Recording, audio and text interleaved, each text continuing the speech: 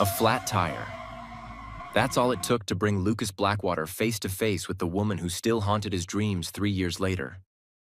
Lucas's sleek black Mercedes hit a pothole on the industrial side of Detroit, and while his driver stepped out to assess the damage, Lucas found himself standing in front of a rundown diner called Rosie's, the kind of place that existed in a world he'd left behind long ago. The neon sign flickered weakly in the evening drizzle. Through the rain-streaked windows, he could see cracked vinyl booths and fluorescent lights that had seen better decades. Everything about the place screamed exhaustion and struggle. He needed coffee. But what he got was about to change everything. Lucas pushed open the door, and a small bell chimed overhead. The diner smelled like burnt coffee, grease, and lives lived paycheck to paycheck. A few truckers occupied the counter, nursing their own cups. An elderly couple shared fries in a corner booth. The TV played evening news that nobody was watching. "Seat yourself, honey," a tired voice called from the back. Lucas chose a booth near the window where he could monitor his car. He pulled out his phone, already scrolling through emails about the Toronto acquisition deal that needed his signature by Friday. His mind was a million miles away from this greasy diner in the worst part of Detroit, until he heard footsteps approaching and looked up.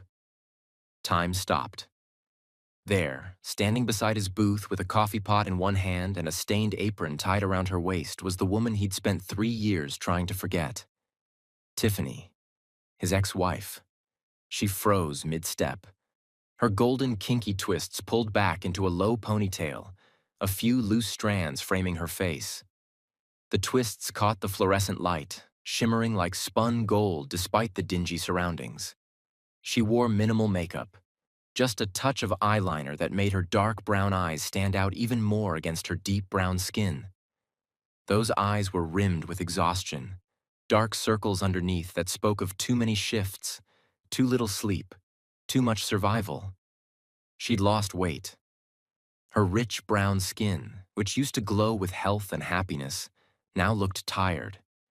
Her hands, once soft and paint-stained from her artwork, were rough and reddened from hard labor. But even worn down by life, even standing there in a waitress uniform that had seen better days, Tiffany Campbell was still the most beautiful woman Lucas had ever seen. For a moment, neither of them moved. 3 years of silence. 3 years of carefully constructed walls. 3 years of pretending the other didn't exist in a city of 4 million people. And now here they were, separated by 3 feet and a lifetime of pain.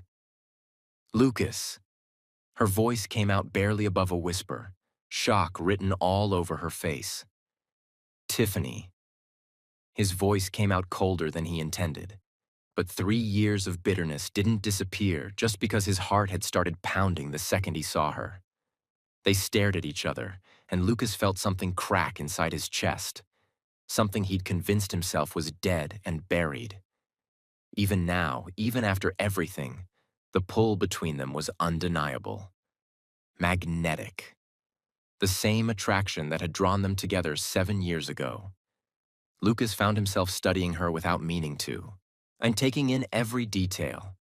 The exhaustion etched into her features, the way her uniform hung a little too loose on her frame, the rough, chapped state of her hands. She looked worn down, tired, like life had been systematically breaking her piece by piece. A bitter part of him whispered that she deserved it, but he couldn't look away. He realized he'd been staring too long when Tiffany's eyes narrowed dangerously. "What the heck are you looking at?" she snapped, her voice sharp enough to cut glass. Lucas blinked, genuinely startled. Nothing. Just what? Enjoying the view?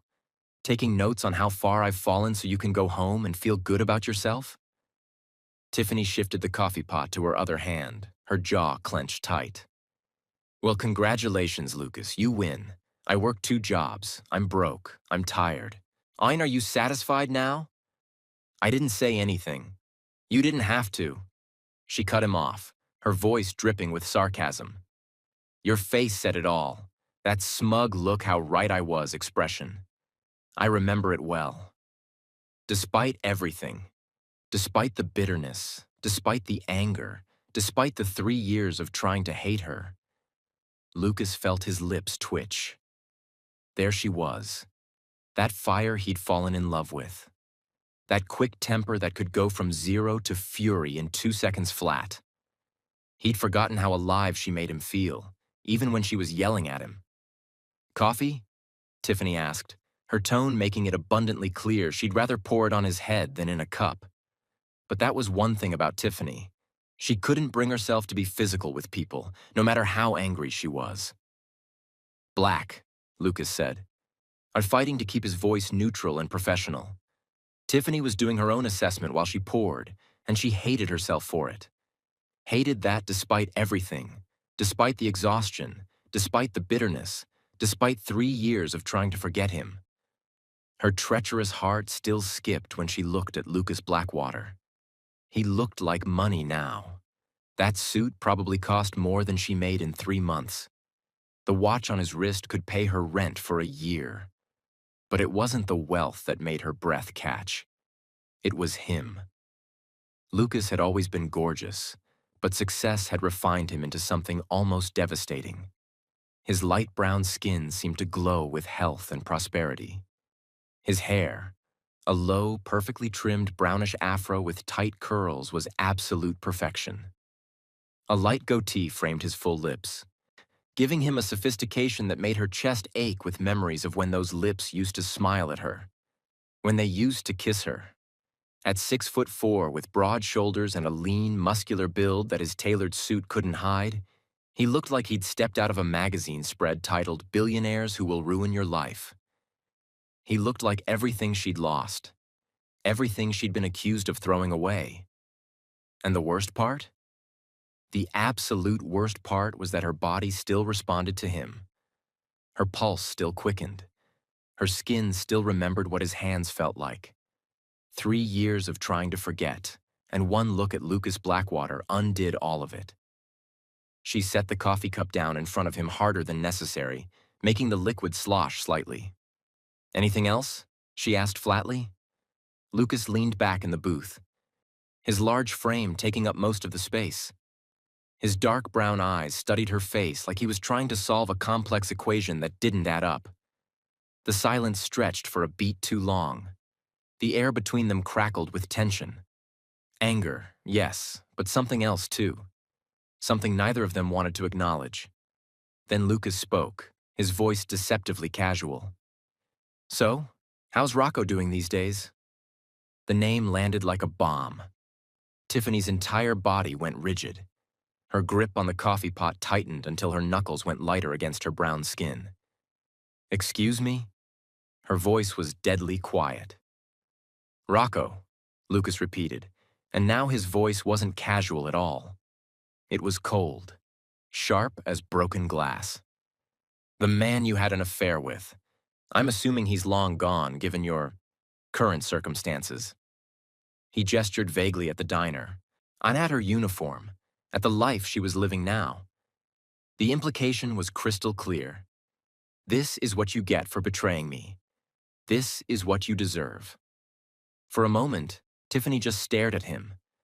Then she did something Lucas didn't expect. She laughed. It wasn't a happy laugh. It wasn't even an angry laugh. It was the kind of laugh that came from 3 years of surviving hell and realizing that the person who'd sent you there still had absolutely no clue what he'd done. "You know what, Lucas?" Tiffany set the coffee pot down with a decisive thunk and crossed her arms. "For a supposed genius, a man who built a multi-billion-dollar tech empire from nothing, you are actually, genuinely, spectacularly stupid." Lucas's jaw clenched, his hands flattening on the table. "Excuse me?" "You heard me." Tiffany leaned forward, her voice dropping to a whisper that somehow carried more weight than a shout. "Stupid, dense, thick-headed. Would you like me to use smaller words so you can understand?"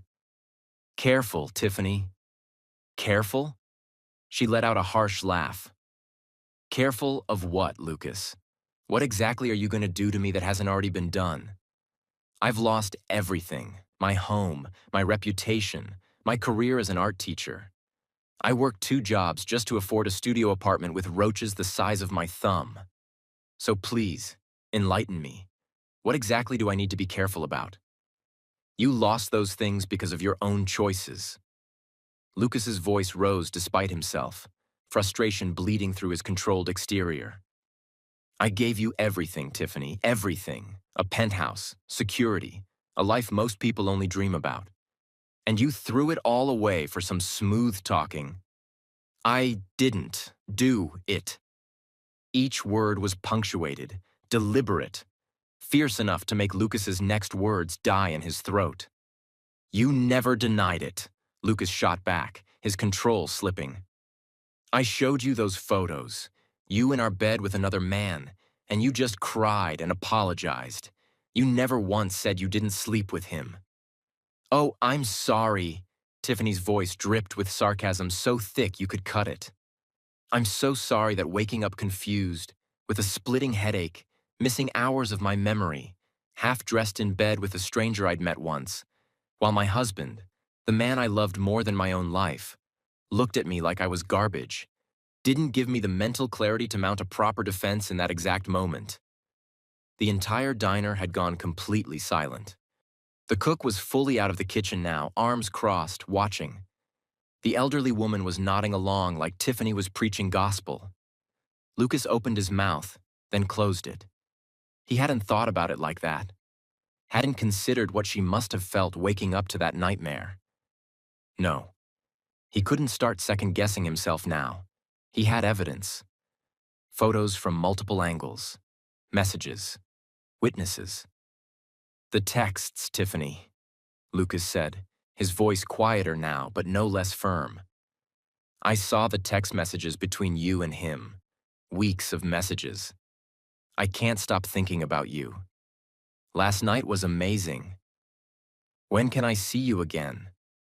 How do you explain those? I can't, Tiffany admitted, and for a split second, Lucas felt a flash of vindication. Because I never sent them.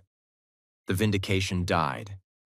That's convenient, Lucas started, but Tiffany cut him off. Those first few hours after you showed me those photos?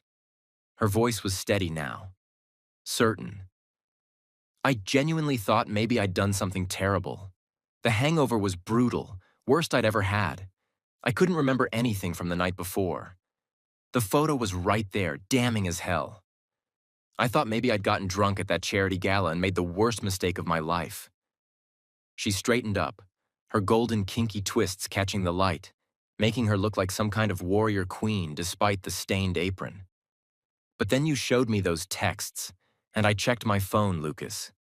Every single message was gone. Deleted. Not in my trash folder.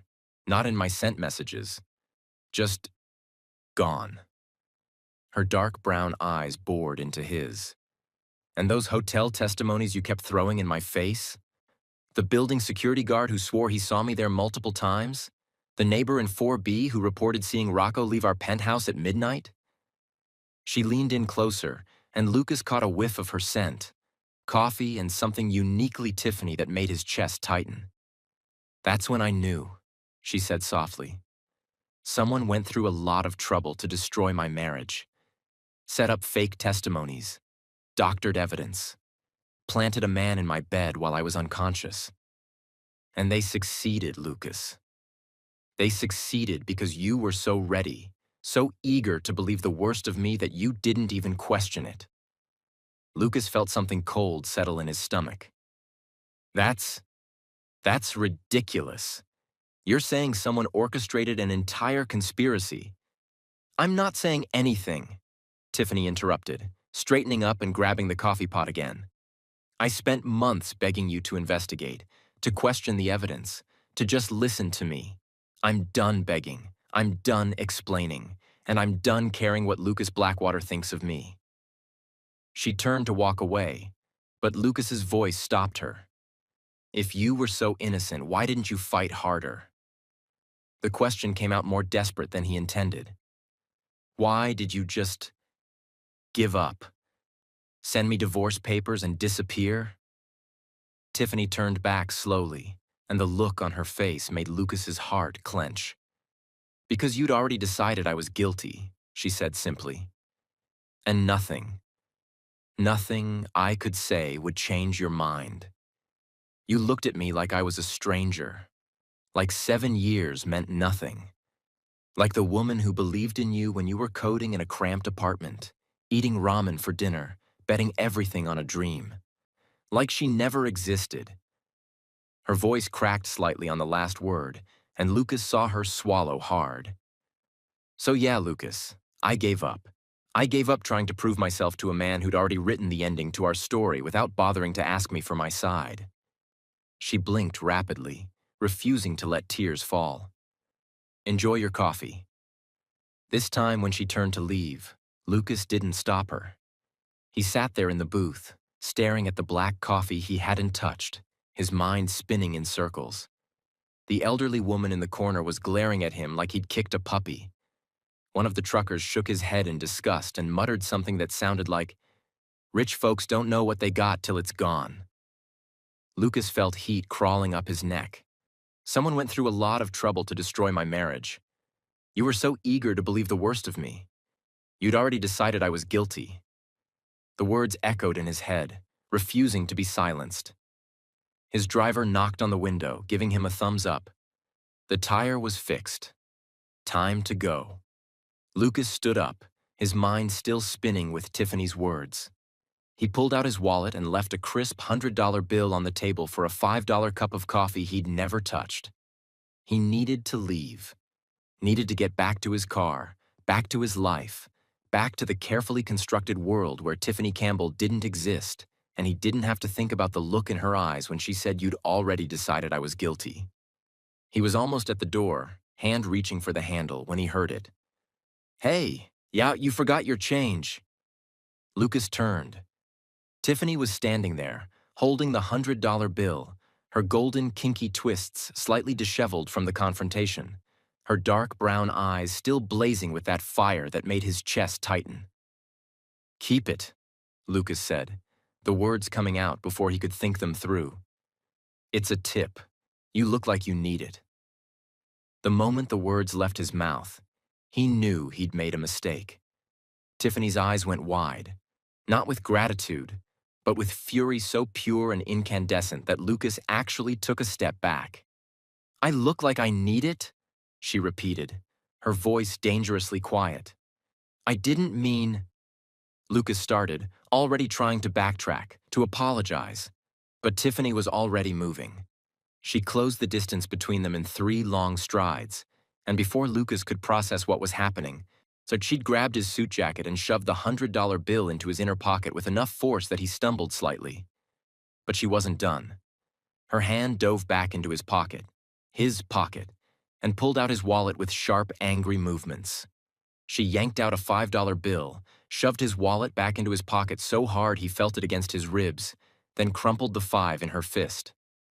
"Coffee is $5, she said through gritted teeth, her face inches from his. "This is what I'm owed for services rendered. This is what I'll take." She shoved the 5 into her apron pocket with deliberate precision, her dark brown eyes locked on his. "I don't need your pity, Lucas," she hissed.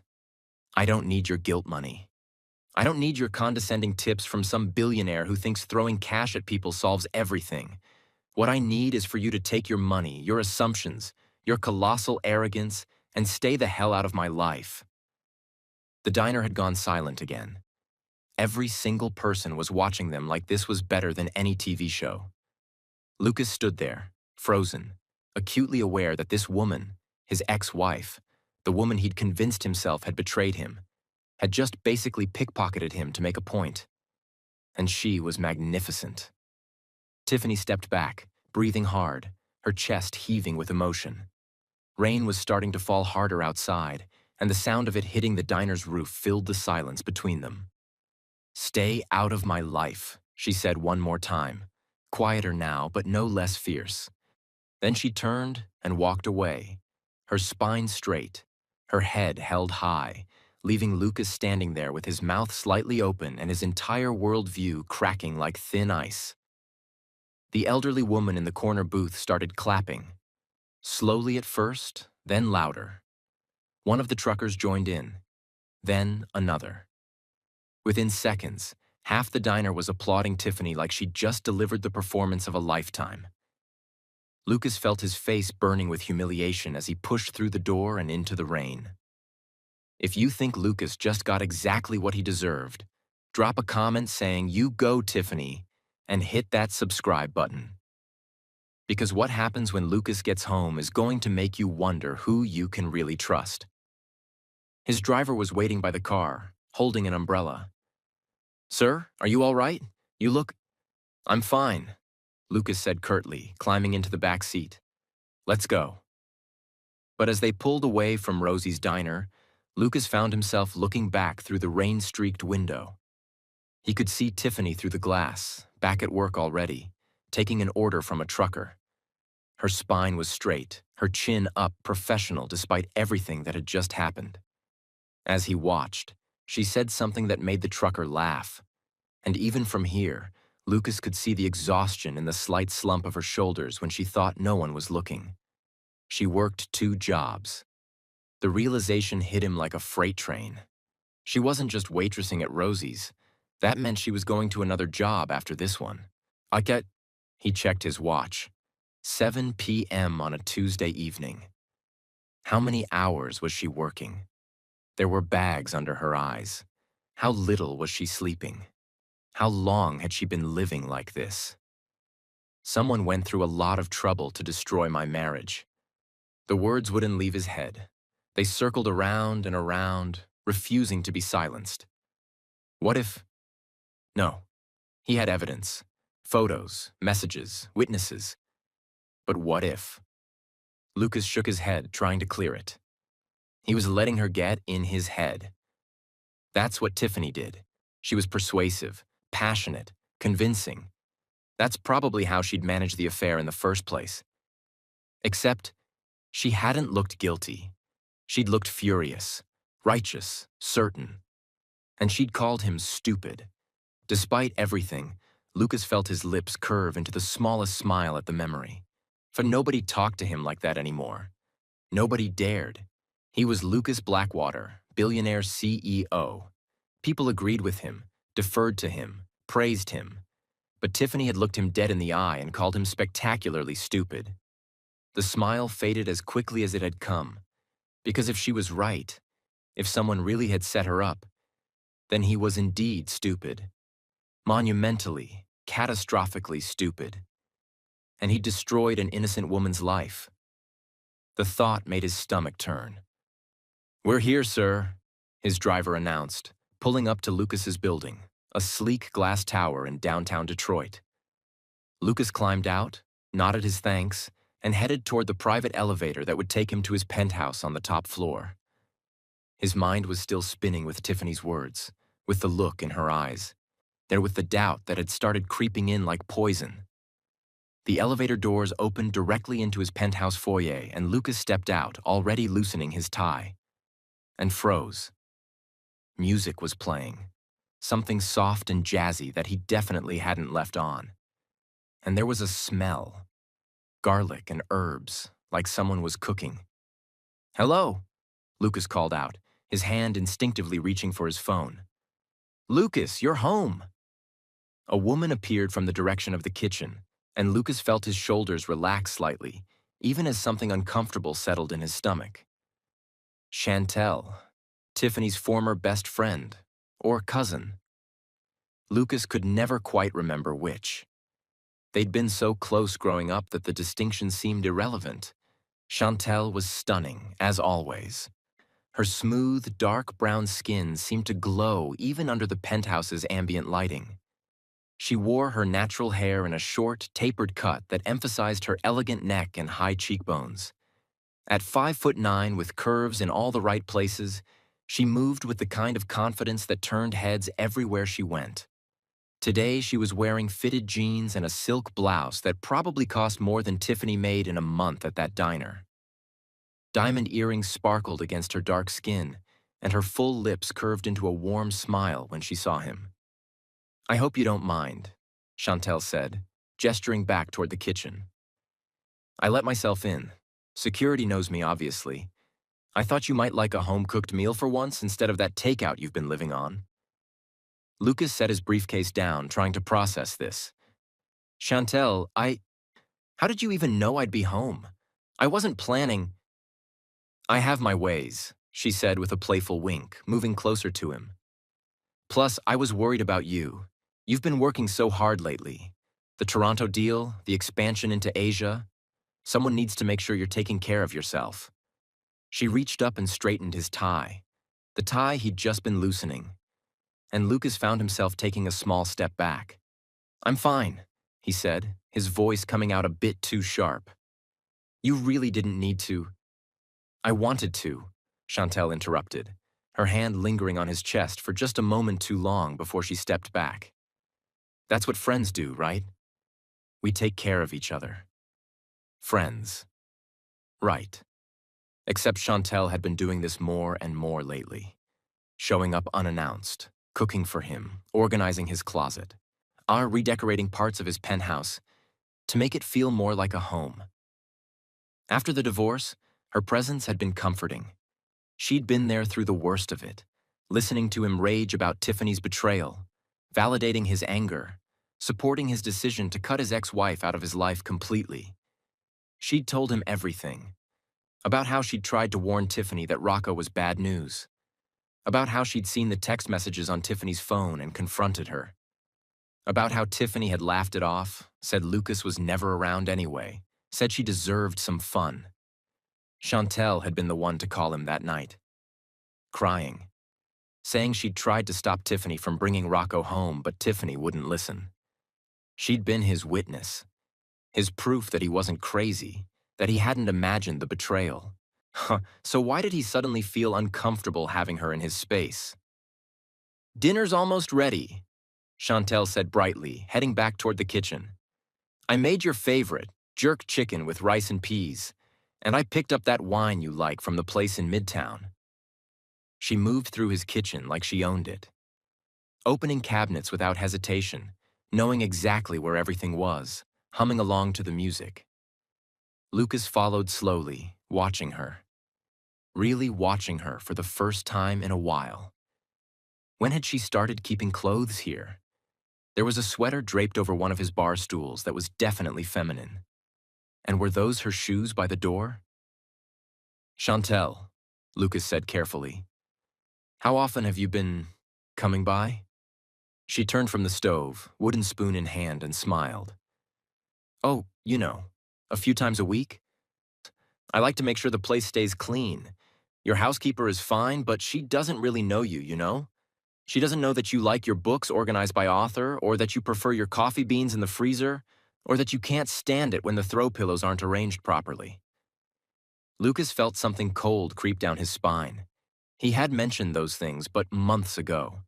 And Chantel had remembered, had been implementing them, had been making herself indispensable. That's thoughtful, Lucas said slowly. But you really don't need to. I want to, Chantel said again, more firmly this time. She set down the spoon and moved toward him, her dark eyes intense. Lucas, you've been alone for 3 years, working yourself to death, refusing to date, refusing to move on. Someone needs to look out for you.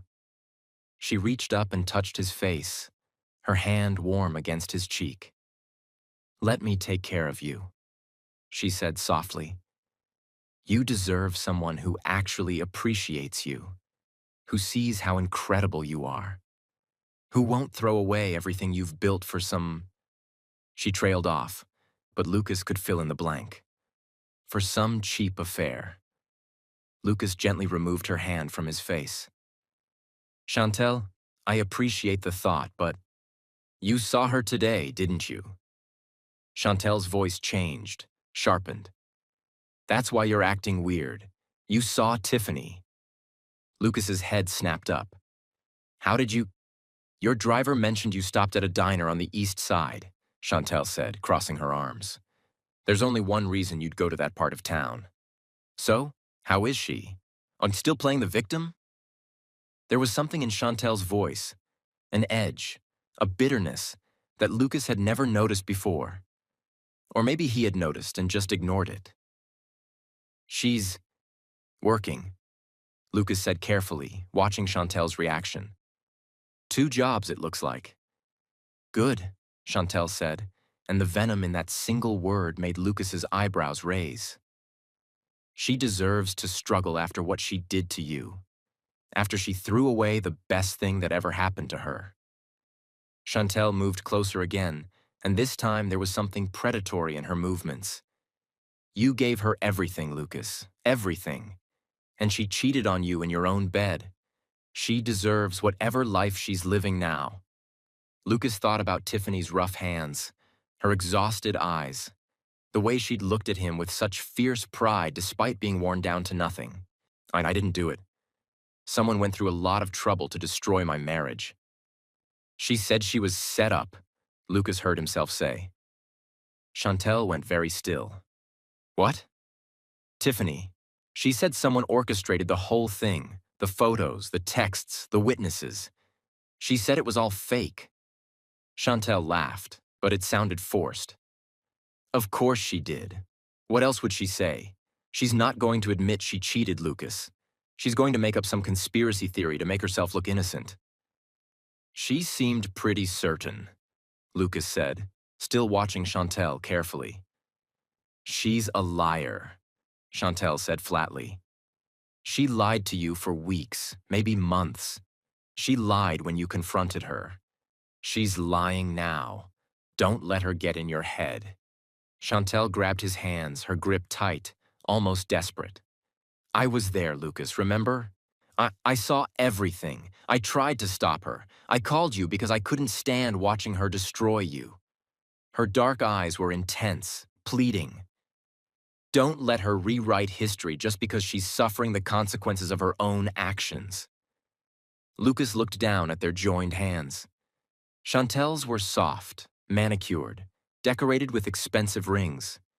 He thought about Tiffany's hands, rough, chapped, the hands of someone who worked until they bled. "Right," Lucas said slowly, gently extracting his hands from Chantel's grip. "Of course." But doubt had taken root in his mind, and it was growing. Because Chantel had been very quick to defend herself just now. Very insistent that Tiffany was lying, and she'd made herself very comfortable in his home. Almost like she'd been waiting for an opportunity, and almost like she'd been positioning herself to take Tiffany's place.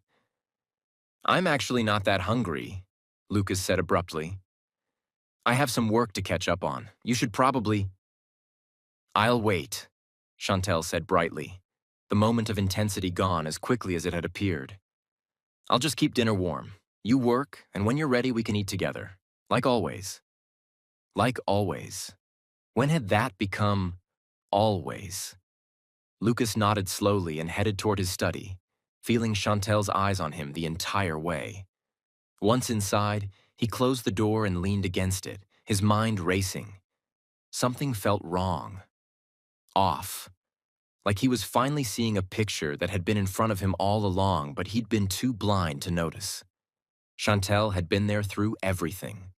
The confrontation, the divorce, the aftermath. She'd been the one to call him that night. She'd been the one to show him the texts. She'd been the one to confirm all his worst fears about Tiffany. And now she was in his home, cooking his favorite meals, touching his face, talking about taking care of him. "Someone went through a lot of trouble to destroy my marriage." Lucas moved to his desk and opened his laptop. His fingers hovered over the keyboard for a long moment. Then he typed, "How to tell if digital evidence has been tampered with." He didn't know what he was looking for, didn't even know if he'd find anything. But Tiffany's words wouldn't leave his head. And Chantel's reaction just now, that flash of panic when he'd mentioned Tiffany claiming she was set up, had been telling. Lucas had built his empire on data, on patterns, on seeing what others missed. And he was starting to see a pattern here that made his blood run cold. Through his study door, he could hear Chantel humming in the kitchen, making herself at home, acting like she belonged there, acting like she'd won something. Lucas pulled up his old files from the divorce. the evidence his investigator had provided, the photos, the timeline. And for the first time in 3 years, he started looking at it all with fresh eyes. Not as a heartbroken husband who'd been betrayed, but as an investigator looking for the truth, whatever that truth might be. Chantel is in Lucas's house acting like she owns the place, cooking his favorite meals, and getting defensive when he mentions Tiffany. If you think something is seriously wrong with this picture, drop a comment saying Chantel is suspicious and smash that subscribe button.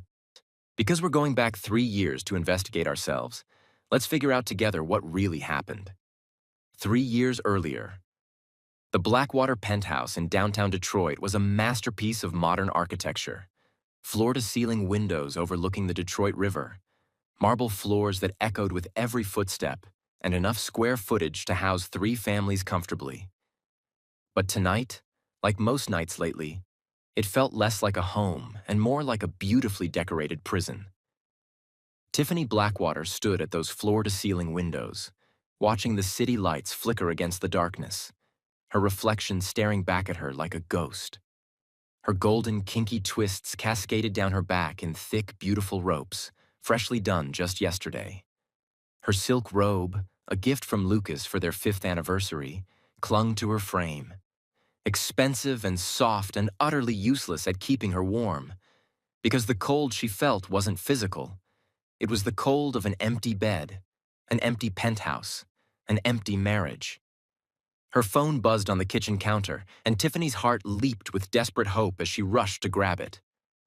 Lucas, deal running late, won't make dinner. Sorry, love you. Tiffany stared at the message for a long moment, then set the phone down carefully, deliberately, like if she moved too fast she might shatter. This was the 3rd dinner he'd canceled this week, the 7th this month.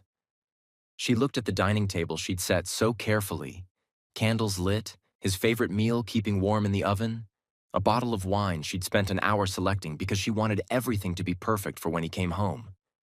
Except he wasn't coming home. Again.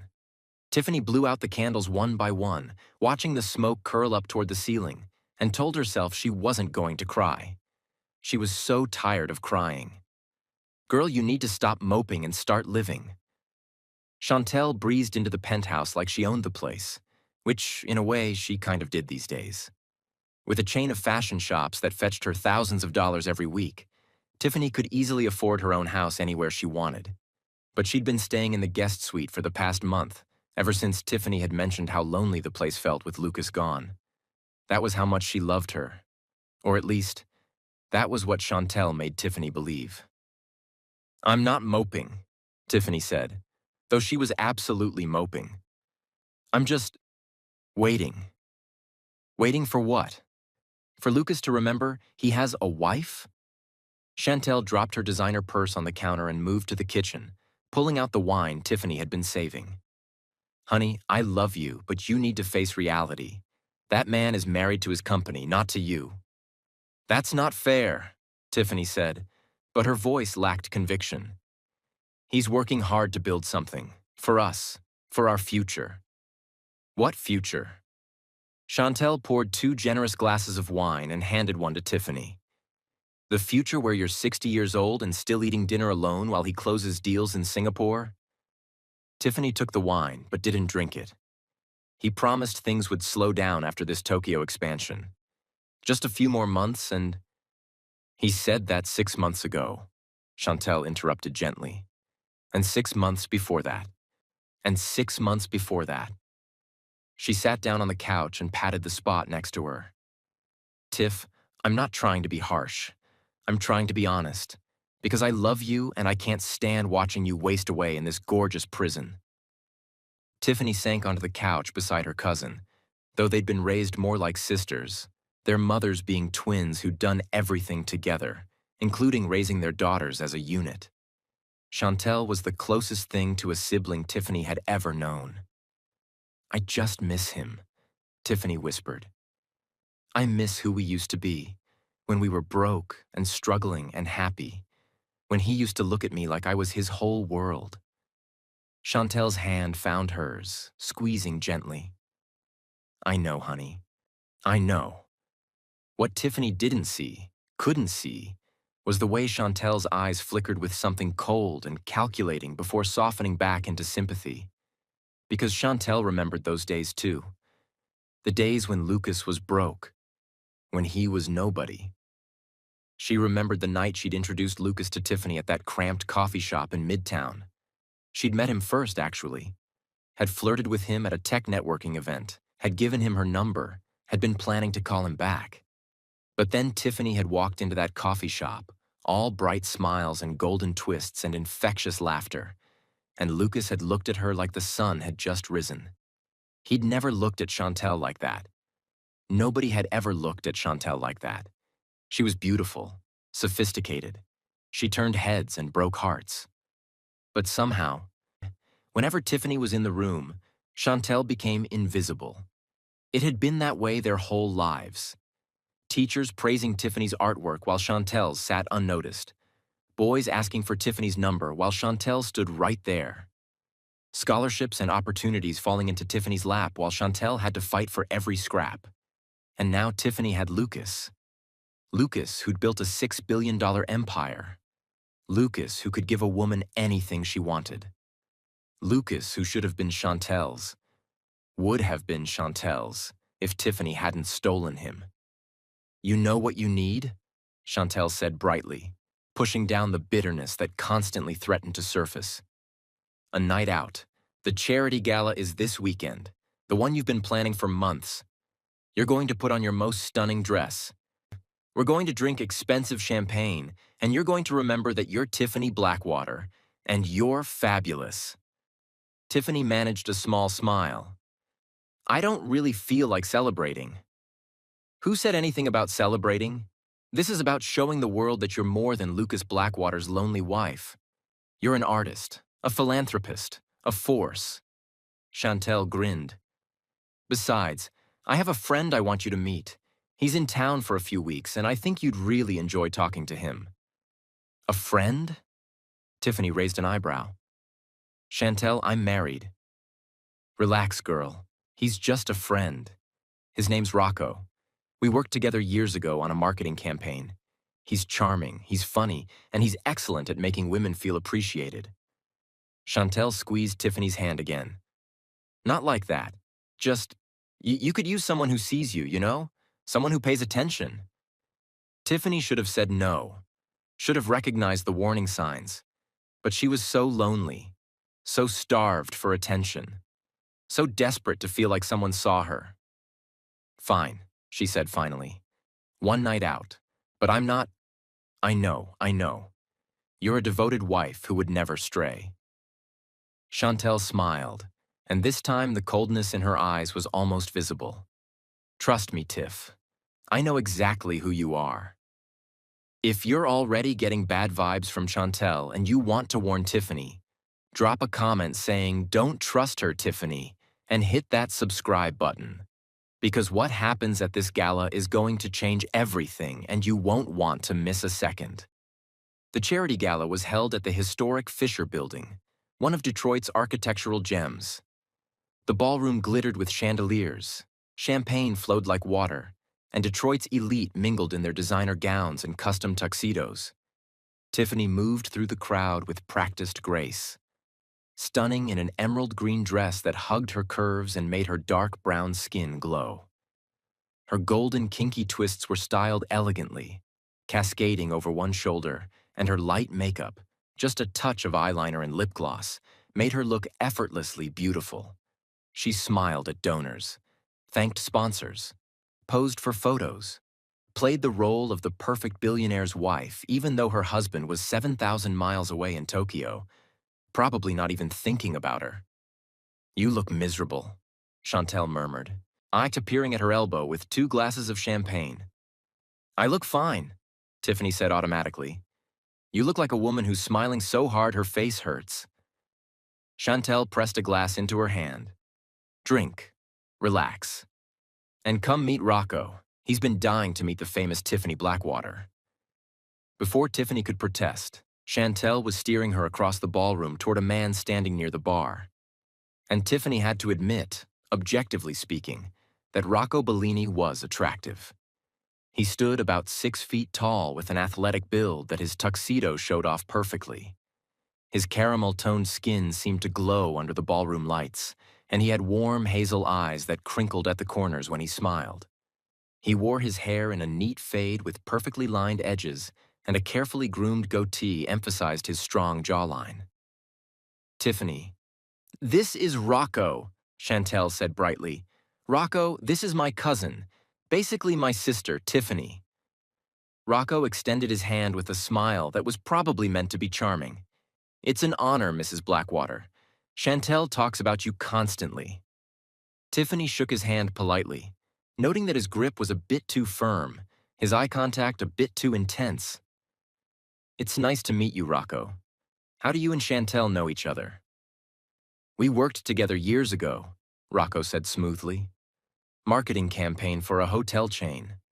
Chantel was the creative genius. I was the pretty face." He said it with a self-deprecating laugh that was clearly designed to seem humble. Tiffany's instincts prickled slightly. Something about this man felt off, rehearsed. But Chantel was beaming like she just presented Tiffany with the perfect gift. And Tiffany didn't want to be rude. "Well, any friend of Chantel's is a friend of mine," Tiffany said, the words coming out automatically. "Are you enjoying the gala?" They chatted for a few minutes. Pleasant, forgettable small talk about the venue, the music, the charity they were supporting. Rocco was smooth, charming, and completely focused on Tiffany in a way that felt almost overwhelming. Every time she said something, he laughed like it was the funniest thing he'd ever heard. Every time she shifted, his body turned toward her like a flower following the sun. He touched her arm when making points, let his hand linger on her lower back when a waiter squeezed past. It was subtle, calculated, professional, because Rocco Bellini was, in fact, a professional. Not a marketing consultant, but an actor. A struggling one who'd do almost anything for the right price. And Chantel was paying him very, very well. "You seem tense," Rocco observed after about 20 minutes of conversation, his voice pitched low and intimate. "Can I get you another drink?" Tiffany looked down and realized her champagne glass was empty. Had she already drunk the whole thing? She couldn't remember. "I'm fine," she said, though her head was starting to feel a bit fuzzy. "Actually, I should probably circulate. There are donors I need to thank." "One more drink," Chantel interrupted, appearing with another glass of champagne. "You've been working this room for 2 hours, Tiff. Take a break. Chat with Rocco. He's not going to bite." She pressed the glass into Tiffany's hand with a warm smile. And Tiffany, tired, lonely, and genuinely enjoying having someone pay attention to her for once, accepted it. She didn't notice Chantel's thumb brush against the rim of the glass. She didn't notice the slight cloudiness in the champagne. She didn't notice Chantel and Rocco exchange a brief, triumphant glance over her head. Tiffany just drank. The next 30 minutes became a blur. Something was wrong. Tiffany knew something was wrong, but she couldn't quite grasp what. The room felt too warm. The lights were too bright. Her skin felt hypersensitive, tingling everywhere, like every nerve ending had been set on fire. And Rocco. Rocco looked different now, more attractive, more compelling. Every time he smiled at her, warmth spread through her chest. Every time his hand brushed her arm, electricity shot through her veins. This isn't right. Some distant part of her brain screamed. "You don't know this man. You love Lucas. Something is very, very wrong." But her body wasn't listening to her brain anymore. "Are you okay?" Rocco asked, his face swimming in and out of focus. "You look flushed." "I don't—" Tiffany tried to form words, but her tongue felt thick and clumsy. "Something's wrong. I need to sit down." "Here, let me help you."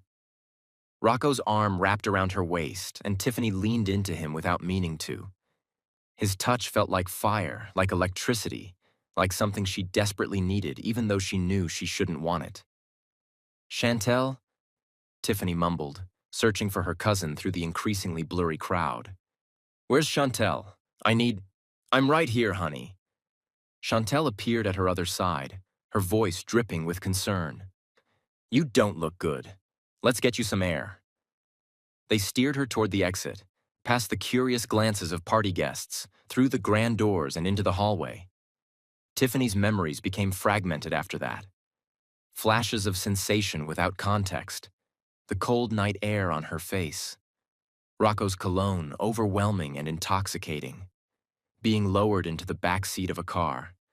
Their eyes met, and then Rocco's lips on hers. Tiffany kissed him back. She kissed him back because her body was on fire and her brain had stopped working and everything felt foggy and dreamlike and not quite real. Some part of her knew this was wrong, knew she would hate herself for this, knew that this wasn't who she was. But she couldn't stop. She didn't want to stop. Whatever Chantel had put in that champagne had made sure of that. In a hotel room across town, not the penthouse, but a standard room Chantel had booked under a fake name. Chantel sat on the bed and watched Rocco pace nervously. "Are you sure this is going to work?" he asked, running his hands through his perfectly faded hair. "Because this feels really messed up, Chantel." "Cold feet?" Chantel's voice was sharp. "Now? After I've already paid you $5,000?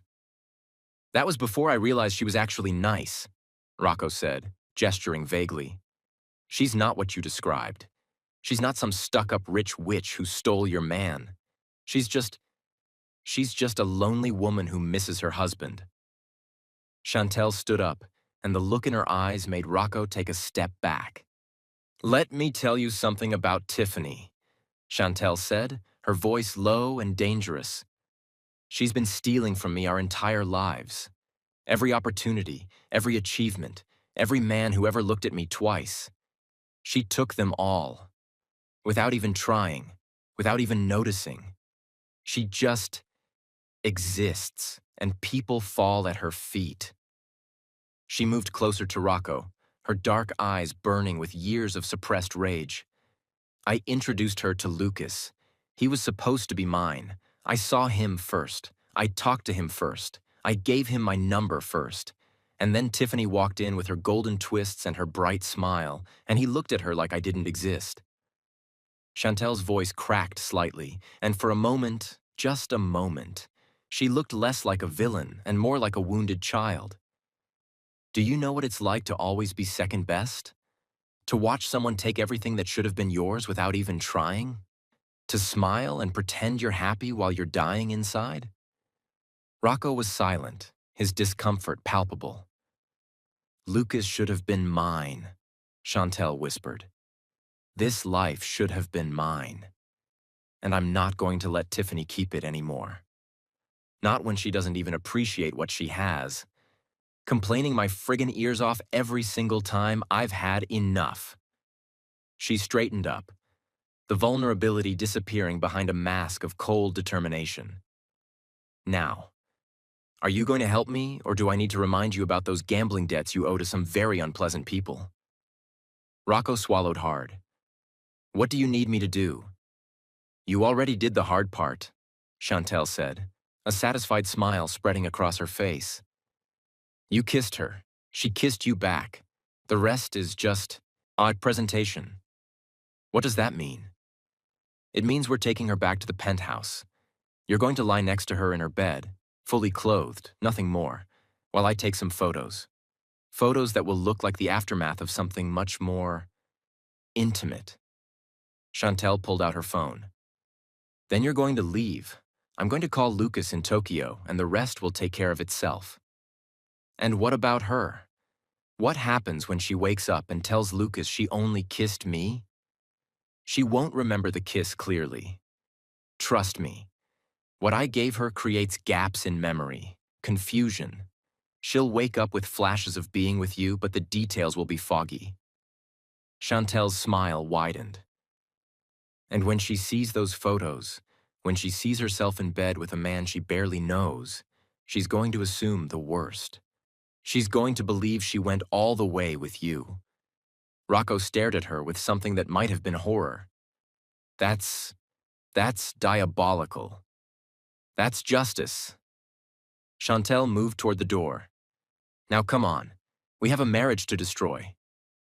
The Blackwater penthouse was silent as Chantel and Rocco maneuvered Tiffany's barely conscious body through the door.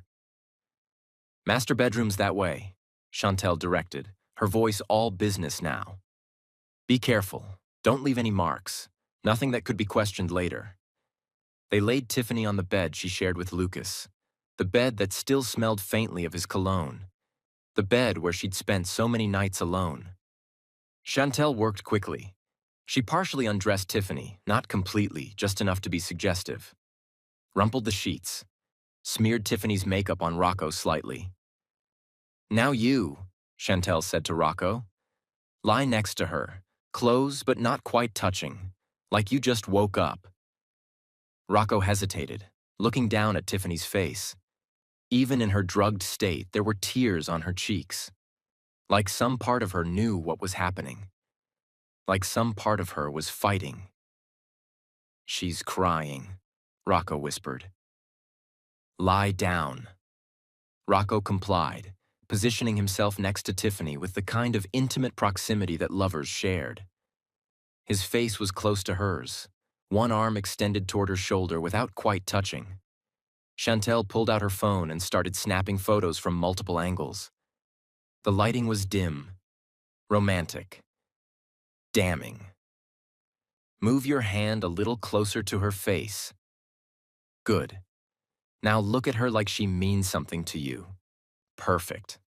She took at least 20 photos, reviewing each one with critical attention. When she was satisfied, she nodded at Rocco. Now get out. Use the service elevator. There won't be any cameras. And remember, if anyone asks, you've been seeing Tiffany for months. You met at an art gallery. You fell in love. She told you her marriage was over. And if I don't stick to the story, then I'll make sure your creditors know exactly where to find you. Chantel smiled sweetly. Don't worry, Rocco. You did your part. Now disappear. Rocco fled, relief evident in every step. Chantel stood alone in the penthouse, looking down at her cousin, her sister in all the ways that mattered, lying unconscious in the bed. For just a moment, something flickered across her face. Guilt? Regret? The faint echo of the girl who'd grown up sharing secrets and dreams with the woman lying before her? Then it was gone, replaced by cold resolve. I'm sorry, Tiff, Chantel whispered, but you have everything I ever wanted, and you don't even appreciate it. She pulled out her phone again, scrolled to Lucas's number. She took a deep breath, summoned tears to her eyes, and made the call. It was 3 a.m. in Tokyo. Lucas answered on the fourth ring, his voice groggy with sleep. Chantel, what's wrong? Is Tiffany? Lucas. Chantel let her voice break perfectly, the sound of a woman devastated by what she'd witnessed. Lucas, I'm so sorry. I tried to stop her, but she wouldn't listen. She brought him home. To your home, to your bed. Silence on the other end. Then, what are you talking about? Tiffany. Chantel let the tears flow now. Real tears, though they came from triumph, not grief. She's been seeing someone, Lucas, a man named Rocco. I've been trying to warn her for weeks, trying to get her to stop, but tonight she brought him to the penthouse. I came by to check on her and I found them. Stop! Lucas's voice was sharp, dangerous. What do you mean you found them? In your bedroom, Chantel sobbed. Together. I took photos because I knew you wouldn't believe me otherwise, and I'm so sorry, Lucas. I'm so sorry. I didn't want to be the one to tell you. Send them. What? The photos. Send them to me. Now. Chantel's finger hovered over the send button for just a moment. This was it. The point of no return. She pressed send. Silence stretched across the ocean, across the 7,000 miles between Detroit and Tokyo. Chantel could hear Lucas breathing, ragged, harsh breaths like a man being gutted alive. "I'll be on the next flight," Lucas said finally, his voice completely devoid of emotion in that way that meant he was feeling too much to process. "Don't let her leave. Don't let her know you called me." "Lucas, wait. There's more. I have text messages, between them, weeks worth. But please, I'm begging you, don't tell Tiffany I showed you. She'll hate me. She'll never forgive me for—" "Send them to me anonymously," Lucas said, his voice hard as stone. "I don't want her to know where I got them. Not yet." "Are you sure? I just—" "Send them, Chantel. And then forget we had this conversation." Chantel smiled in the darkness. "Of course, Lucas. Whatever you need." She hung up and looked down at Tiffany one more time. "Sweet dreams. Got a cousin," she whispered. "Tomorrow, your whole world burns down." Lucas's private jet landed in Detroit at 6 a.m. the next morning. He hadn't slept, hadn't eaten, had just stared at those photos on his phone, memorizing every detail, feeling his heart break into smaller and smaller pieces. His mind kept trying to find explanations. Maybe it was a misunderstanding. Maybe Chantel was wrong about what she'd seen. Maybe the photos were misleading somehow. But then he'd look at them again. Tiffany, clearly asleep but in a state of undress. A man beside her, close enough to touch, with the kind of casual intimacy that spoke of familiarity, of history, of betrayal. And underneath the heartbreak, there was something else, something that had been festering for years. The voice that whispered he wasn't enough. Lucas had grown up poor. Really poor. The kind of poor where you went to bed hungry and wore shoes with holes and got laughed at by kids who had more. He'd clawed his way up from nothing, built an empire on intelligence and determination and the desperate need to prove he was worth something. But deep down, in the darkest parts of his heart, he'd always struggled with his self-worth. Apparently, the effect of years of being treated as a nobody hadn't been erased by his wealth. He'd wondered when Tiffany would realize she could do better. She was beautiful, talented, warm. She could have had anyone. Why would she stay with him?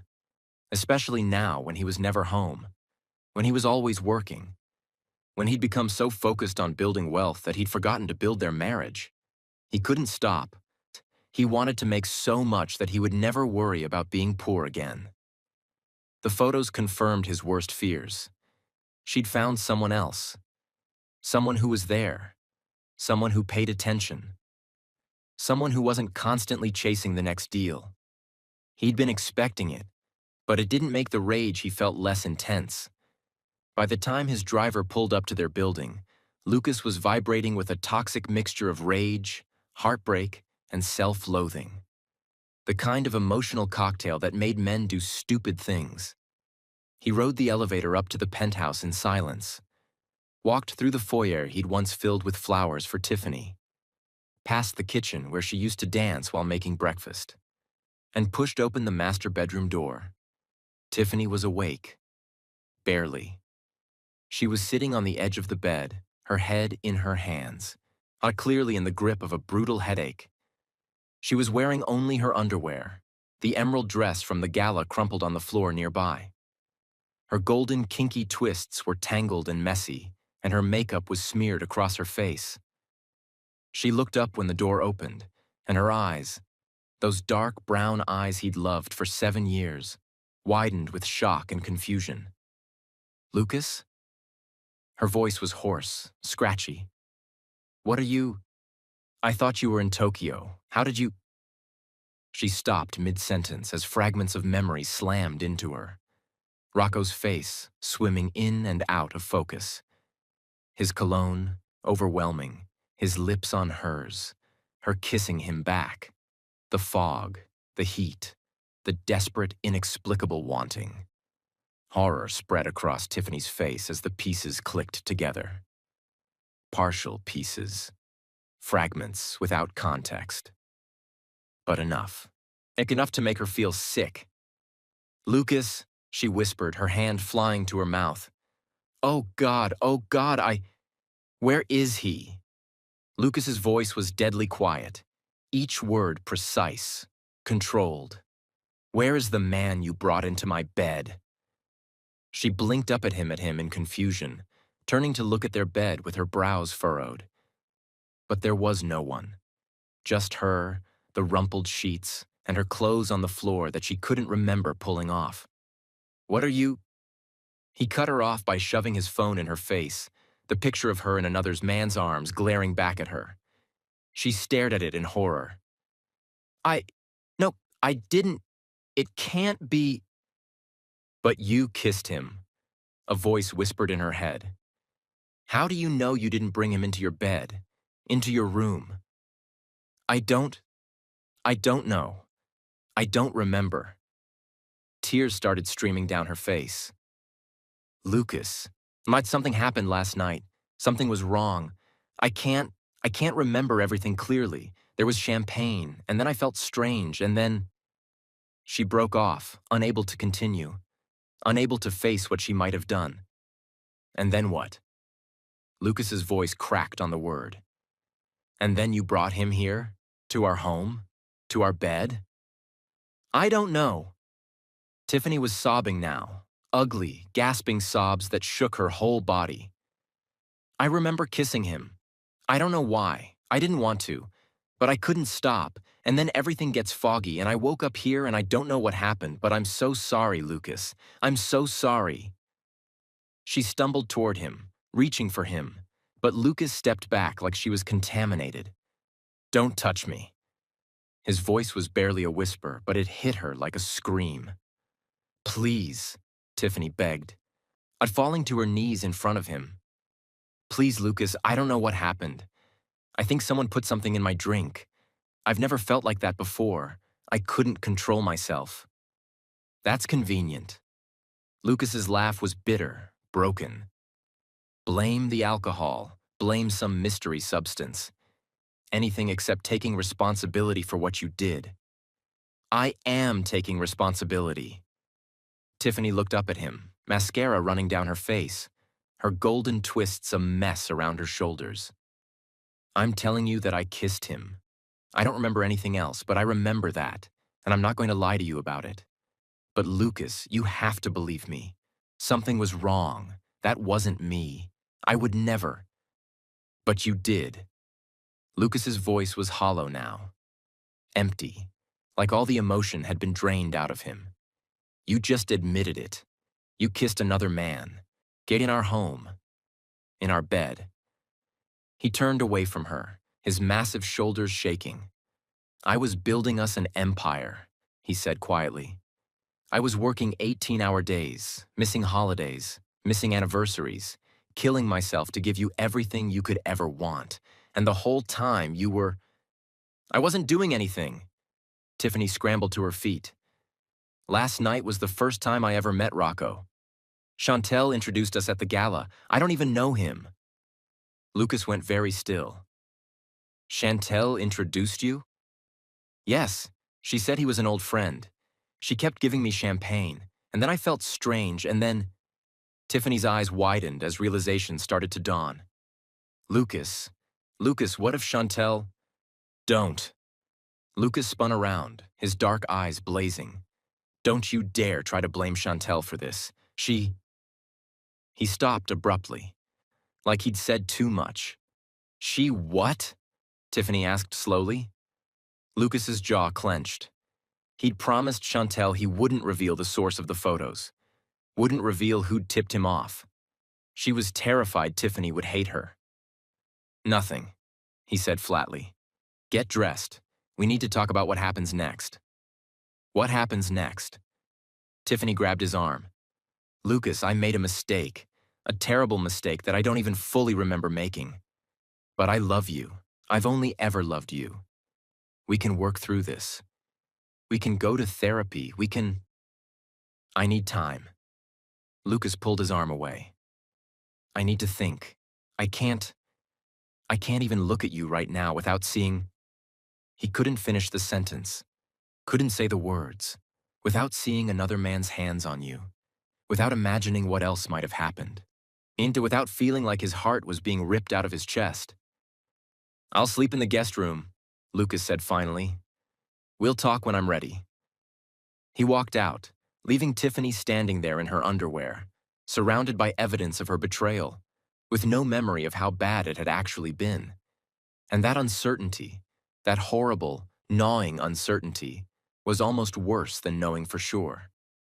The next 6 months were a slow death. Lucas didn't file for divorce immediately. Tiffany clung to that hope like a drowning woman.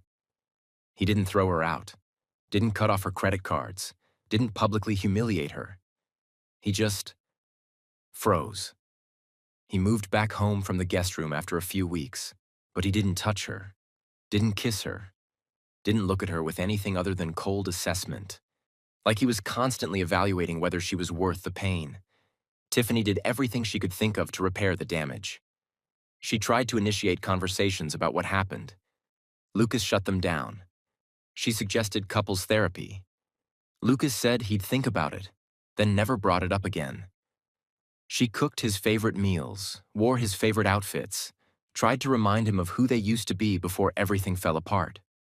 Lucas ate the meals in silence, looked at her outfits without comment, treated her like a roommate he was tolerating rather than a wife he loved. And through it all, Chantel was there.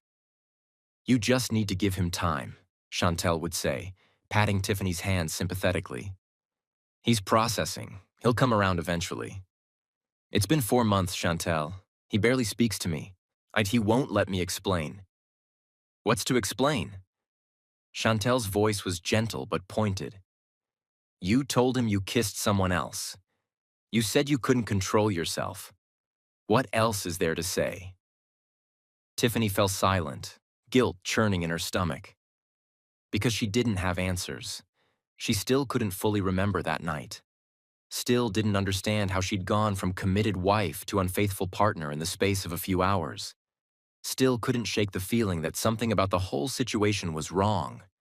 But without proof, without evidence, without memory, what could she do? "Maybe you should consider letting him go," Chantel suggested one evening, her voice soft with false sympathy.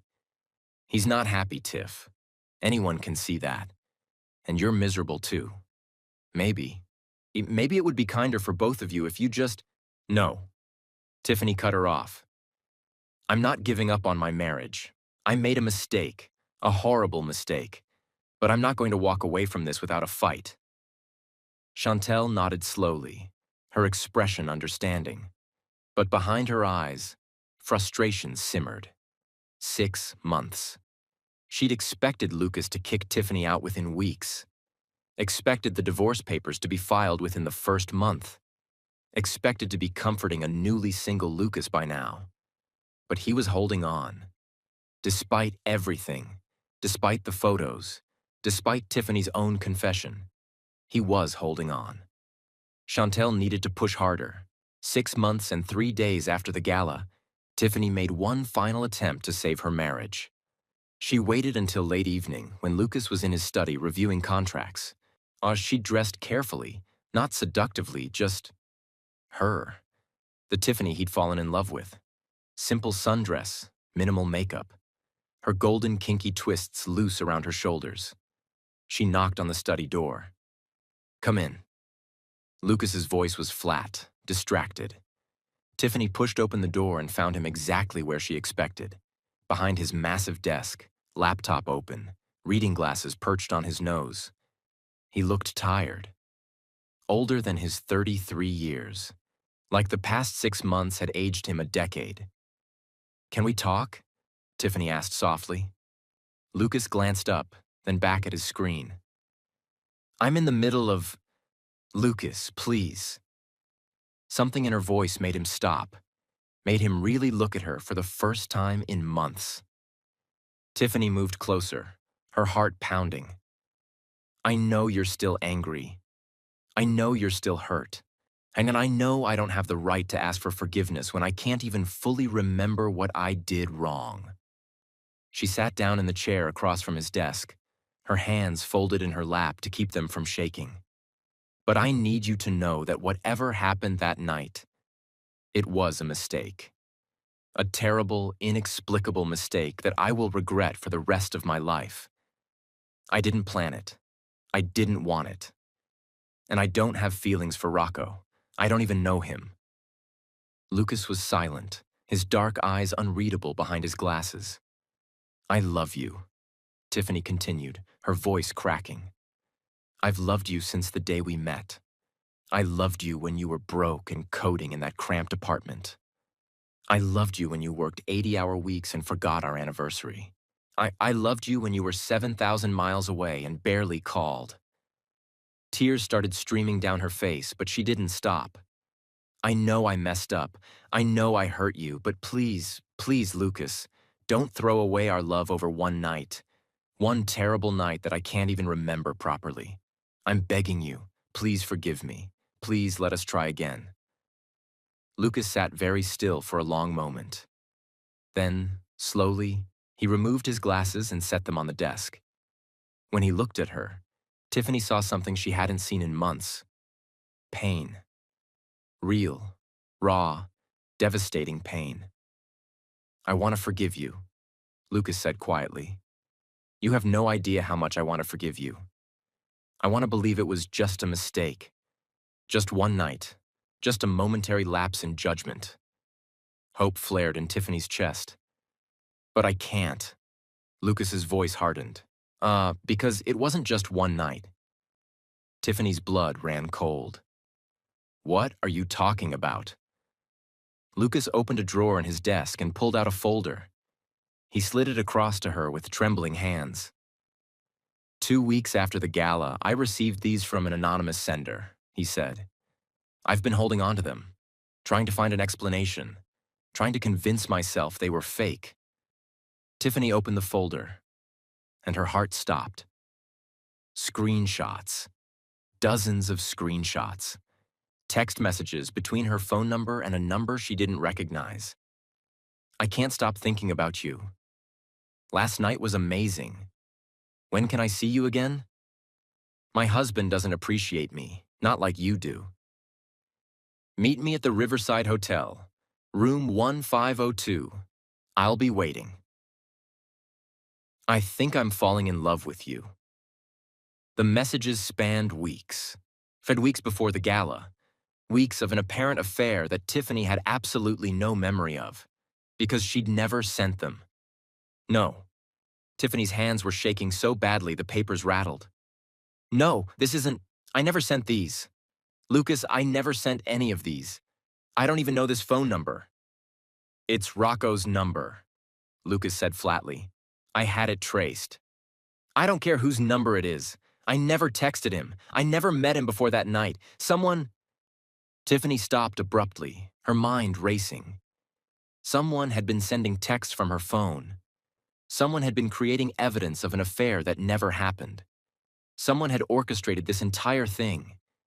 And there was only one person who had access to her phone. Only one person besides Rocco who'd been with her that whole night. Chantel, Tiffany breathed. Oz, don't. Lucas's voice was sharp as a knife. Don't you dare try to blame her again. Chantel has been nothing but supportive through this entire nightmare. She's been setting me up. Tiffany leapt to her feet. Lucas, think about it. She introduced me to Rocco. She kept giving me champagne. She was the only one with access to my phone. She's the one who called you that night, right? She's the one who tried to warn me about you. Lucas stood up too, his voice rising for the first time in months. For weeks before the gala, she was telling me she was worried about you. Worried you seemed distant. Worried you'd been acting strange. I didn't listen because I trusted you. She was laying groundwork. Tiffany grabbed the folder, shaking it at him. These texts? I never sent them. Check my phone. Check. The messages were deleted from your phone. Chantel told me. She said you deleted them to cover your tracks. Of course she said that, because she's the one who sent them and deleted them. Tiffany was crying now, frustrated tears streaming down her face. Lucas, please. Please just think about this logically. Why would I cheat on you? I love you. I've always loved you. I don't know why. Lucas's control finally shattered, and he slammed his hand on the desk hard enough to make everything jump. I don't know why you did it. I've been asking myself that question for 6 months, and I can't find an answer. Was I not enough for you? Was the money not enough? The penthouse? The life I was building for us? I never wanted the money, Tiffany shouted back. I never cared about the penthouse or the lifestyle or any of it. I just wanted you. I wanted my husband. I wanted the man who used to paint my toenails and quote poetry and look at me like I was his whole world. And I was working to give you the world. Lucas's voice cracked. I was killing myself to build something so big, so successful, that we could retire at 35 and spend the rest of our lives together. Every missed dinner, every canceled anniversary, every night I spent in Tokyo instead of with you. It was all a sacrifice for us. I didn't ask for that. Tiffany was sobbing now. I didn't need that. I needed you to be present. I needed you to see me. I was so lonely, Lucas. So desperately lonely. And yes, maybe that made me vulnerable. Vulnerable to what? Lucas's voice dropped to a dangerous whisper. To him? To Rocco? Is that what you're saying? Like that my absence drove you into another man's arms? No, yes, I don't know. Tiffany pressed her hands to her temples, trying to think through the tears and the confusion. Something was wrong that night. Something was in my drink. I know it sounds crazy, but I've never felt like that before. And I kissed him. I remember that, but I don't think anything else happened. I think I was set up to make it look like… You think? Lucas laughed bitterly. You think you were set up? You think nothing else happened? But you don't know, do you? Because you conveniently can't remember. He moved closer to her, his tall frame looming, his dark eyes burning with pain. Do you have any idea what these past 6 months have been like for me? Lying awake every night, wondering if you're thinking about him? Looking at you and imagining his hands on your body? The thought of someone else touching you, kissing you. His voice broke completely. It makes me want to kill somebody, Tiffany. It makes me want to hurt something. And I can't make it stop. I can't stop seeing those photos. I can't stop reading those texts. I can't stop wondering what else you did that night and other nights before then that you can't remember. Tiffany reached for him, desperate to comfort him, to make him understand. Lucas, please. He stepped back, out of her reach. I loved you so much, he whispered. I loved you more than I've ever loved anything. I would have given you the world. I was trying to give you the world. I didn't want the world. Tiffany's voice was barely audible. I just wanted you. Then why wasn't I enough? The question hung in the air between them, unanswerable. Because Tiffany couldn't explain, couldn't remember, couldn't prove that she hadn't done what he thought she'd done. All she had was her word, and Lucas didn't believe her. If you can't trust me, if you can't at least believe I didn't send those messages, Tiffany said slowly, each word costing her something vital, then maybe this marriage was never going to work anyway. Lucas flinched like she'd slapped him. Maybe you're right, he said, his voice hollow. Maybe I was a fool for thinking someone like you would actually stay faithful to someone like me. Someone like me? Someone like you? Tiffany's temper flared through her tears. What is that supposed to mean? It means I always knew I wasn't good enough for you, Lucas exploded. I knew from the day we met that you were out of my league. You were beautiful and talented and warm, and everyone loved you. And I was just some broke kid from the East Side who was too stupid to realize he was being played. I never played you. I loved you. I still love you. Then prove it. Lucas grabbed her shoulders, his grip almost painful. Prove you didn't send those texts. Prove you didn't have an affair. Prove something, anything, because I am drowning here, Tiffany. I am drowning in doubt, and I need something to hold on to. I can't prove something I didn't do. Tiffany wrenched herself out of his grip. All I can do is tell you the truth and beg you to believe me. But you don't, do you? You've already decided I'm guilty. You decided it the moment Chantel called you. She backed away from him, her face streaked with tears. I can't live like this anymore. I can't spend the rest of my life paying for something I didn't do. If you don't trust me, if you can't even consider the possibility that I'm telling the truth, then there's nothing left to save. Tiffany, I'll be gone in the morning. She was at the door now, her hand on the knob. I'll send you divorce papers. You can have the penthouse, the money, all of it. I don't want anything except my freedom. Tiffany, wait. But she was already gone, the door slamming behind her with a finality that echoed through the penthouse. Tiffany didn't go to the bedroom. She went to Chantel's room instead. Chantel was there, of course, lying on the guest bed, scrolling through her phone, looking perfectly comfortable in what should have been a guest space. She looked up when Tiffany burst through the door. Tiff, what's wrong? I heard shouting. It was you. Tiffany's voice was deadly calm, which was somehow more terrifying than screaming. You did this. You set me up. Chantel's face arranged itself into an expression of confused innocence. What are you talking about? The texts, the photos, the anonymous tip to Lucas. It was all you. Tiffany moved closer, her hands shaking with rage. You put something in my drink that night. You made me kiss Rocco. You staged those photos and sent them to my husband. Tiffany, you're being paranoid. Am I? Tiffany grabbed Chantel's phone out of her hands. Then you won't mind if I look through this, right? See if there's anything interesting in your messages? Maybe some text to Rocco, maybe some… Chantel snatched the phone back, her mask slipping for just a moment. Give me that. You can't just what, Chantel? Tiffany was screaming now, all the pain and rage of the past 6 months pouring out. Can't just catch you? Can't just prove what you did? You destroyed my marriage. You destroyed my life. And for what? For Lucas? You think he's going to want you after this? Chantel's face hardened, all pretense of innocence dropping away. He would have wanted me from the beginning, Chantel said, her voice low and vicious. If you hadn't stolen him. I didn't steal anyone. He chose me. Because you were there first.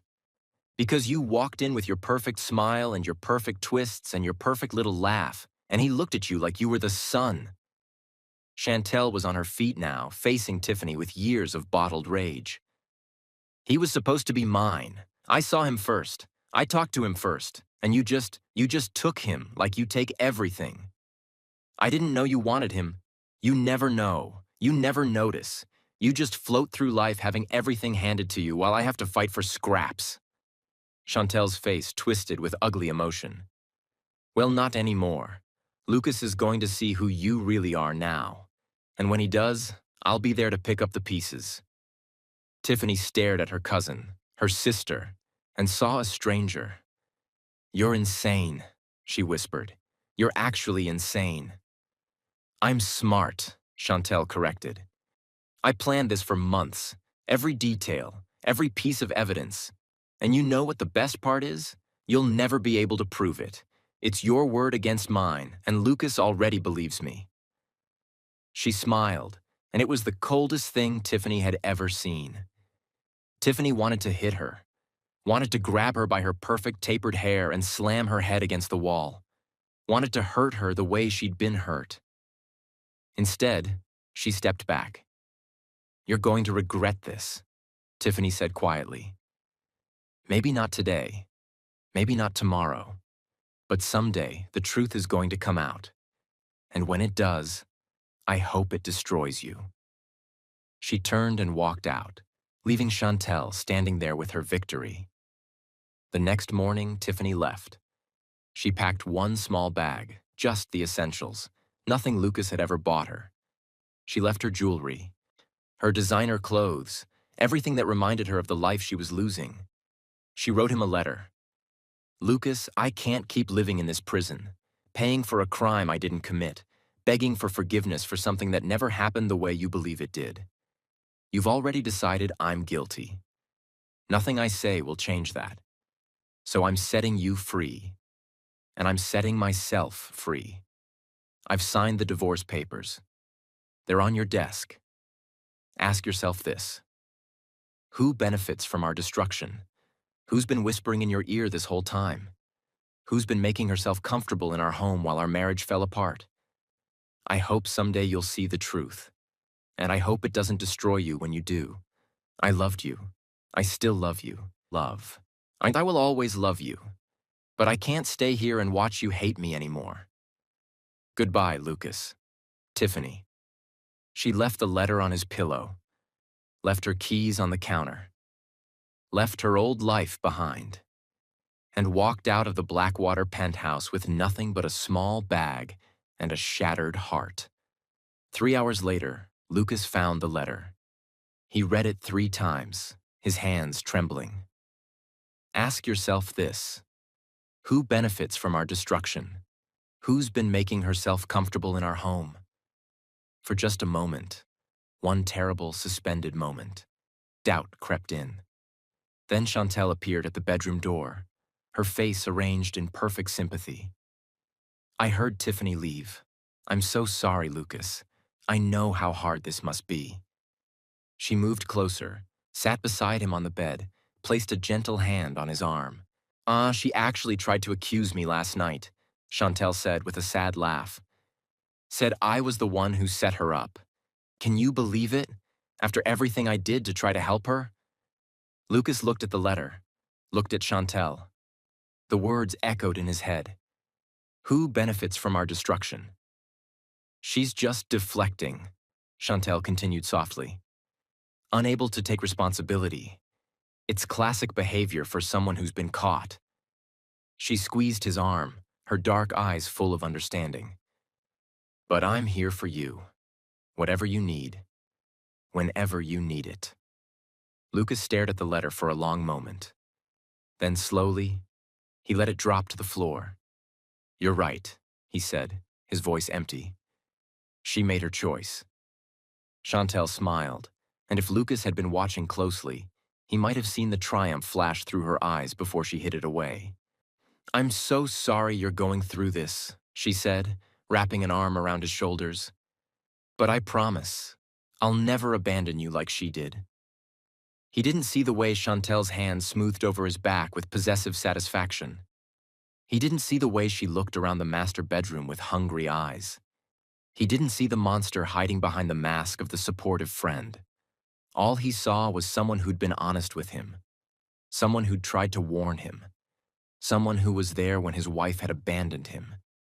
And in his devastation, in his heartbreak, in his overwhelming need for comfort, he let Chantel in.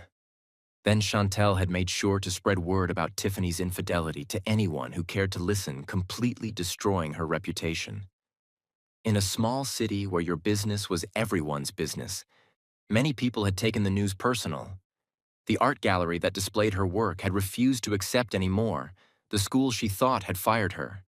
She had nothing. But the truth was about to surface, and Chantel's actions was about to backfire in a very epic way. Back to present, Lucas sat in his study, the penthouse silent around him except for the hum of his laptop. It was past midnight, but sleep had been elusive since he'd encountered Tiffany at that diner 3 days ago. 3 days since she'd called him spectacularly stupid. 3 days since she'd shoved his money back into his pocket with fire in her eyes. 3 days since doubt had started eating him alive. His laptop screen glowed in the darkness, displaying the folder he hadn't opened in 3 years. The evidence folder. Photos, screenshots, not the investigator's report. Lucas had built a $6 billion empire on data analysis, on patterns, on seeing what others missed. And for the first time since that terrible night, he was looking at this evidence not as a heartbroken husband, but as an analyst searching for the truth. He pulled up the first photo. Tiffany in their bed, eyes closed, face slack. Rocco beside her, positioned intimately. But now that he was really looking, Something jumped out at him. Tiffany's face didn't look peaceful. It looked unconscious. Her makeup was smeared, yes, but not in the way of someone who'd been passionately engaged. More like someone who'd been crying. Or worse. And her hand, the one near Rocco's shoulder, it wasn't touching him. It was just there. Limp. Staged. Lucas zoomed in on the photo, his heart starting to pound. Marked the timestamp. All the photos had been taken within a 5-minute window. Not over the course of a night. 5 minutes. Like someone had posed subjects and quickly snapped multiple angles. His hands were shaking now as he opened the screenshots of the text messages. Read through them with fresh eyes. I can't stop thinking about you. Last night was amazing. The phrasing was wrong. Tiffany never texted like this. She used emojis, exclamation points, made typos she'd laugh about. These messages were flat, generic, professional, almost like they'd been written by someone who didn't actually know how Tiffany communicated. Lucas pulled up the metadata on the messages. All sent during times when Tiffany had been at her art classes or at the community center, times when her phone would have been in her bag, unattended, times when someone with access to her phone could have sent them, someone like Chantel. Ask yourself this: who benefits from our destruction? Tiffany's words from her goodbye letter, the letter he'd dismissed as deflection, echoed in his head. Lucas stood up abruptly and walked to the window, looking out over the Detroit skyline. Somewhere out there, Tiffany was probably at her second job. Exhausted, struggling, working herself to the bone, while Chantel was here, in his home, making herself comfortable, making herself indispensable. Almost like she'd been planning this all along. Lucas turned and looked at his penthouse with new eyes. Chantel's sweater on the couch, her shoes by the door, her perfume lingering in the air, her presence in every room. When had that happened? When had she gone from occasional visitor to permanent fixture? He pulled out his phone and scrolled to his calendar, going back 3 years, tracking Chantel's visits. She'd started coming by more frequently about 2 months before the gala. Keeping Tiffany company, she'd said. Making sure she's not too lonely. How convenient. Lucas sat back down at his laptop and did something he should have done 3 years ago. He started investigating. Really investigating. He pulled up the private investigator's report, the one that had provided all that damning evidence about Tiffany's affair. The investigator's name was Donald Hudson. Lucas typed the name into a search engine. Donald Hudson's private investigations had shut down 6 months after Lucas's case. No forwarding information. No explanation. The business had simply disappeared. Lucas dug deeper. Found his personal information. The man had moved to Florida shortly after closing his business. Bought a house. Cash. A house that cost significantly more than a private investigator should be able to afford. Almost like he'd been paid very well for one specific job. Lucas's stomach turned. He searched for the building security guard next. Thomas Morrison. The man who'd logged Rocco's supposed visits to the penthouse. Thomas Morrison had also moved shortly after the divorce. To Arizona. The pattern was becoming clear. Every single witness had either disappeared or come into sudden money shortly after providing testimony. Lucas grabbed his phone and called his current head of security, someone he trusted implicitly. "Mr. Blackwater?" James answered on the second ring. "I'm sounding alert despite the late hour. Is everything all right?" "I need you to pull building security footage from 3 years ago," Lucas said without preamble. "Specifically, I need footage from the service elevator and parking garage. October through December." "That's a lot of footage, sir. What am I looking for?" "Anything involving a man named Rocco Bellini and—" Lucas swallowed hard. "Anything involving Chantel DeLuca." Silence on the other end. Then, "Ms. DeLuca, sir, she's—" "I know what she is," Lucas interrupted. "Just get me the footage, all of it. I need it by morning." "Yes, sir." Lucas hung up and stared at his laptop screen. at the photos, at the texts, at 3 years of evidence he'd accepted without question because he'd been too hurt, too insecure, or too convinced he wasn't good enough for Tiffany to believe anything else. You were so eager to believe the worst of me. Tiffany had been right. He had been eager. Because deep down, he'd always believed she'd leave eventually. That someone like her, beautiful, talented, warm, would realize she could do better than some kid from the East Side who'd gotten lucky with a tech company. So when the evidence appeared, he'd latched onto it. Confirmation of his worst fears. Proof that he'd been right to be insecure. Except what if it wasn't proof? What if it was a carefully constructed lie designed to exploit his insecurities? Lucas pulled up his contacts and scrolled to a name he hadn't called in years. Ned Goodman, an old friend from college who'd become a forensic digital analyst. Lucas Blackwater, Ned answered, surprise evident in his voice. Man, I haven't heard from you in forever. What's up? I need a favor, Lucas said. I need you to analyze some photos and text message screenshots. Tell me if they've been manipulated. Sure, I can do that. What's this about?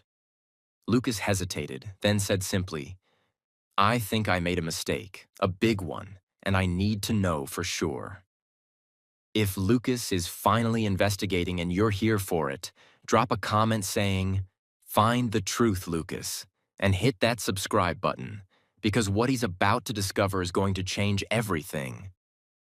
By 6 a.m., Lucas hadn't slept. He'd spent the entire night going through records, tracking payments, following digital trails, and every piece of evidence pointed to one inescapable conclusion. He'd been played. Systematically, methodically, brilliantly played. His phone buzzed. A text from James, his head of security. James, got the footage. You need to see this. I'm sending it to your secure email now. Lucas opened his email with trembling hands and downloaded the files. The first video was from the service elevator. Time stamped the night of the gala. The elevator doors opened, and there was Chantel, supporting a barely conscious Tiffany. And beside them, helping maneuver Tiffany's limp body, was Rocco. Lucas's blood ran cold as he watched them take Tiffany up to the penthouse. Watched Chantel swipe a keycard, Tiffany's keycard, which she must have taken from her purse. Watched them disappear into the elevator with his wife unconscious between them.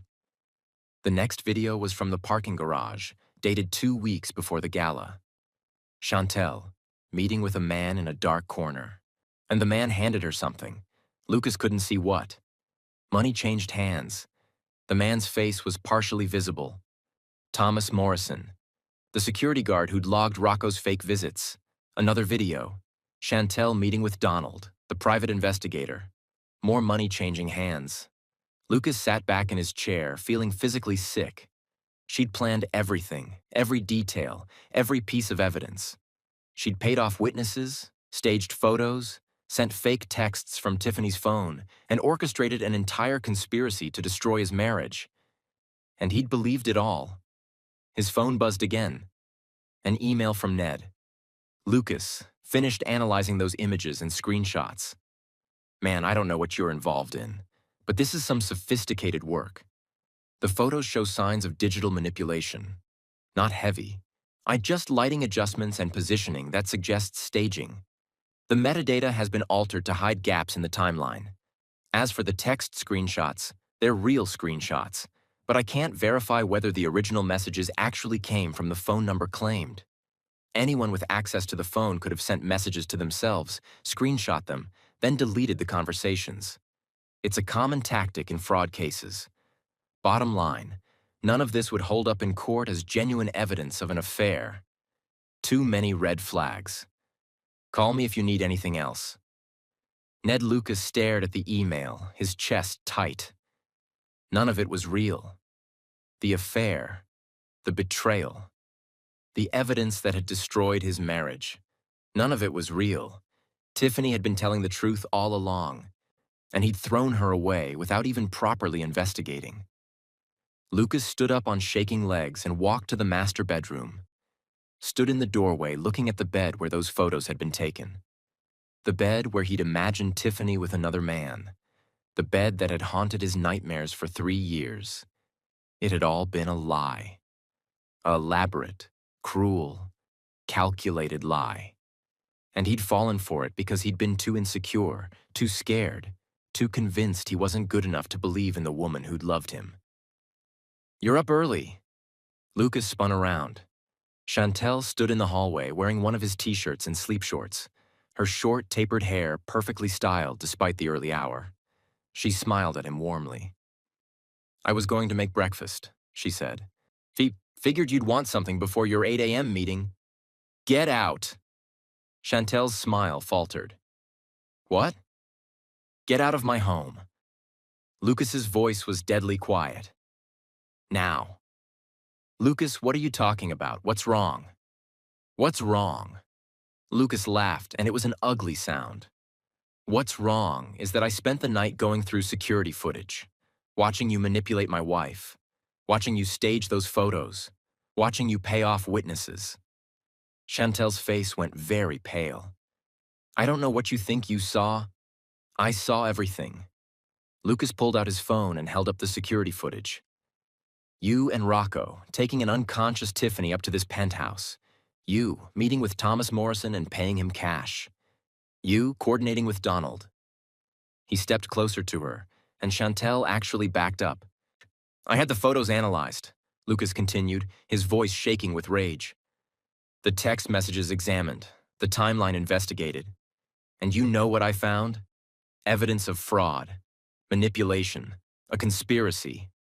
Lucas, you destroyed my marriage." Lucas's voice rose to a roar. "You Dr. Ugg jed my wife. You staged photos. You sent fake texts. You paid people to lie. And I believed you. I threw away the woman I loved because I believed your lies." Chantel's mask finally slipped.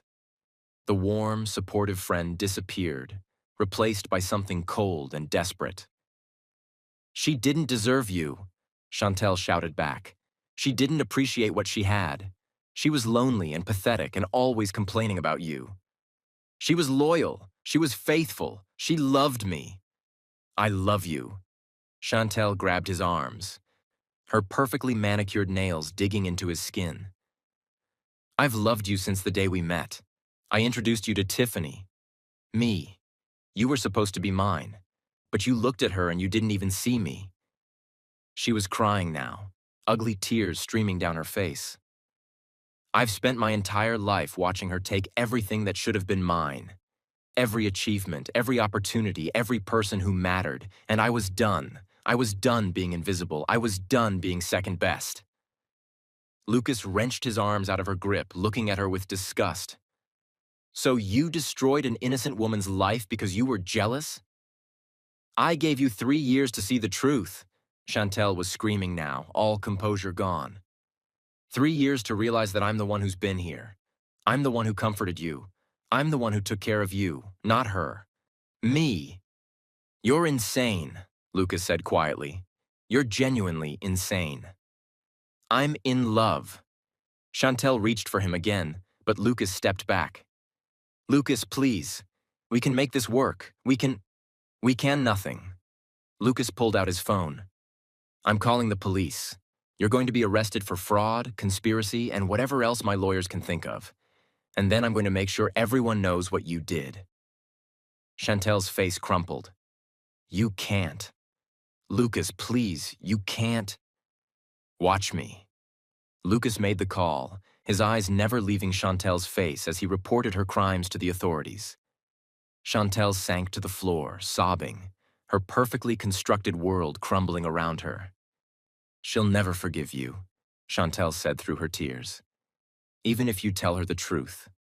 Even if you grovel. Tiffany will never forgive you for not believing her." Lucas felt that like a knife to the chest, because Chantel was probably right. But he had to try. 2 hours later, after the police had taken Chantel away in handcuffs, Lucas stood in his penthouse surrounded by the life he'd built. The expensive furniture, the original artwork, the floor-to-ceiling windows with million-dollar views. It all felt hollow, empty, meaningless. because the only thing that had ever mattered was gone, and it was his fault. Lucas grabbed his keys and headed for the door. He had to find Tiffany, had to tell her the truth, had to beg for forgiveness, even though he knew he didn't deserve it. He drove to Rosie's diner first, but the hostess told him Tiffany's shift didn't start until evening. "She's probably at her other job," the woman said with a sympathetic look. "The cleaning company. Elite Services, I think it's called. They do office buildings downtown." Lucas felt something break inside him. Tiffany, his Tiffany, who'd once had her art displayed in galleries, was cleaning office buildings. Because of him. Because he'd been too proud, too insecure, too stupid to believe in her. He found Elite Services' office and explained he needed to speak with Tiffany Campbell urgently. "She's on a job right now," the manager said. "The Riverside building on Jefferson. But she should be finishing up soon if you want to wait." Lucas was already out the door. The Riverside building. The same building Chantel had claimed Tiffany met Rocco at for their first affair. The irony wasn't lost on Lucas. He took the elevator up to the 15th floor, the floor Tiffany was supposedly afraid of because of her fear of heights, and found her in an empty office, wearing a cleaning company uniform, pushing a vacuum. She had earbuds in and didn't hear him approach. Lucas just stood there for a moment, watching her. Her golden, kinky twists were pulled back into a practical bun. Her face was free of makeup. Her hands, those hands that used to create beautiful art, were red and chapped from chemicals. She looked exhausted, worn down, but still beautiful. Still her. Lucas must have made a sound because Tiffany turned, saw him, and froze. For a moment, neither of them moved. Then Tiffany yanked out her earbuds, her face hardening. "What are you doing here?" Her voice was cold. "Are you stalking me now?" "Tiffany, Lucas's voice cracked. "I need to talk to you, please." "No." Tiffany turned back to her vacuum. "I don't have anything to say to you, and I'm working, so unless you want to get me fired, you need to leave." "You were right." Lucas's words stopped her. "About everything. You were right." Tiffany turned slowly, suspicion written all over her face. "Right about what?" "Chantel." Lucas swallowed hard. "She set you up, all of it. The photos, the texts, the witnesses. She orchestrated everything to destroy our marriage." Tiffany stared at him, her expression unreadable. "And you know this how?" Her voice was carefully neutral. "Did you finally decide to actually investigate after 3 years?" "I saw security footage," Lucas said. "From the night of the gala. Chantel and Rocco taking you up to the penthouse while you were unconscious. And I tracked down the witnesses. They were all paid off. I had the photos and texts analyzed. They were manipulated." He stepped closer, his hands shaking. "Tiffany, I am so sorry. I'm so sorry. You were innocent. You were telling the truth. And I didn't believe you. I didn't trust you. I threw away the best thing that ever happened to me because I was too insecure and too stupid to—" "Stop." Tiffany held up a hand. "Just stop." Lucas fell silent. Tiffany was looking at him with an expression he couldn't read. Not angry, exactly. Not sad. Something colder, more final. "You figured it out," she said quietly. 3 years later, you finally figured out what I was telling you from the beginning. Congratulations, Lucas. You're a real detective. Tiffany, do you have any idea what the last 3 years have been like for me?" Her voice was shaking now. "I lost everything. My home, my career, my reputation, my husband. I've been working 2 jobs just to afford an apartment with roaches. I've been so tired I could barely stand. And the whole time I knew I was innocent, but nobody believed me." Tears started streaming down her face. "Not my friends, not the lawyers, not even you, especially not you. The man who promised to love me for better or worse. The man who swore he'd always believe in me. You looked at some photos and some texts and decided I was guilty without even questioning it. I know, Lucas whispered. I know, and I hate myself for it. Tiffany, please. Please what? Tiffany's laugh was bitter. Please forgive you. Please take you back? Please pretend the last 3 years didn't happen? She moved closer to him, her dark eyes blazing. You want to know the worst part, Lucas? The absolute worst part. I spent 6 months begging you to believe me. 6 months of trying to prove something that should never have needed proof. And you just looked through me, like I was a stranger. Like 7 years of marriage meant nothing. It meant everything. Lucas was crying now too, tears streaming down his face. Tiffany, it meant everything to me. I was scared. I was insecure. You thought I wasn't good enough to stay faithful to you. Tiffany finished. You thought I'd leave you eventually, so you pushed me away first. You were so busy looking for betrayal that you couldn't see loyalty standing right in front of you. Lucas couldn't respond because she was absolutely right.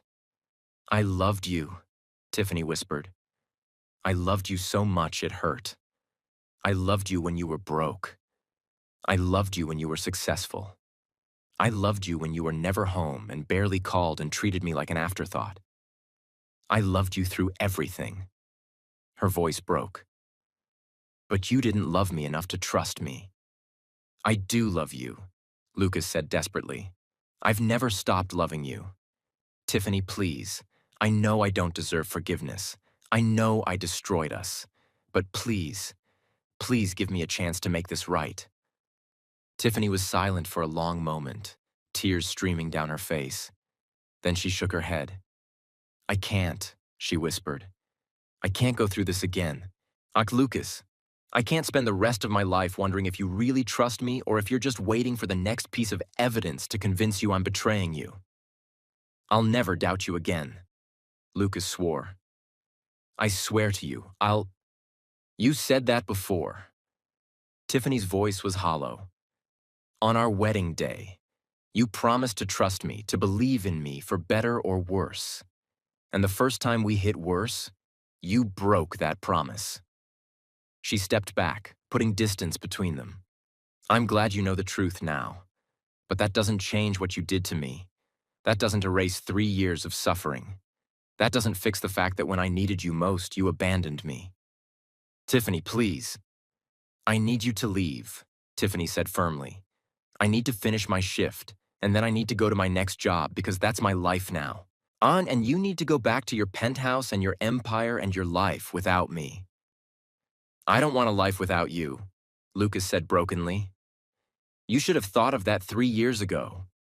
Tiffany turned back to her vacuum, and Lucas knew he was being dismissed. He stood there for a moment longer, memorizing her. The way her golden twists caught the light, the set of her shoulders, the profile of her face. Then he turned and walked away, his heart shattering with every step. Lucas didn't go back to his penthouse. He couldn't.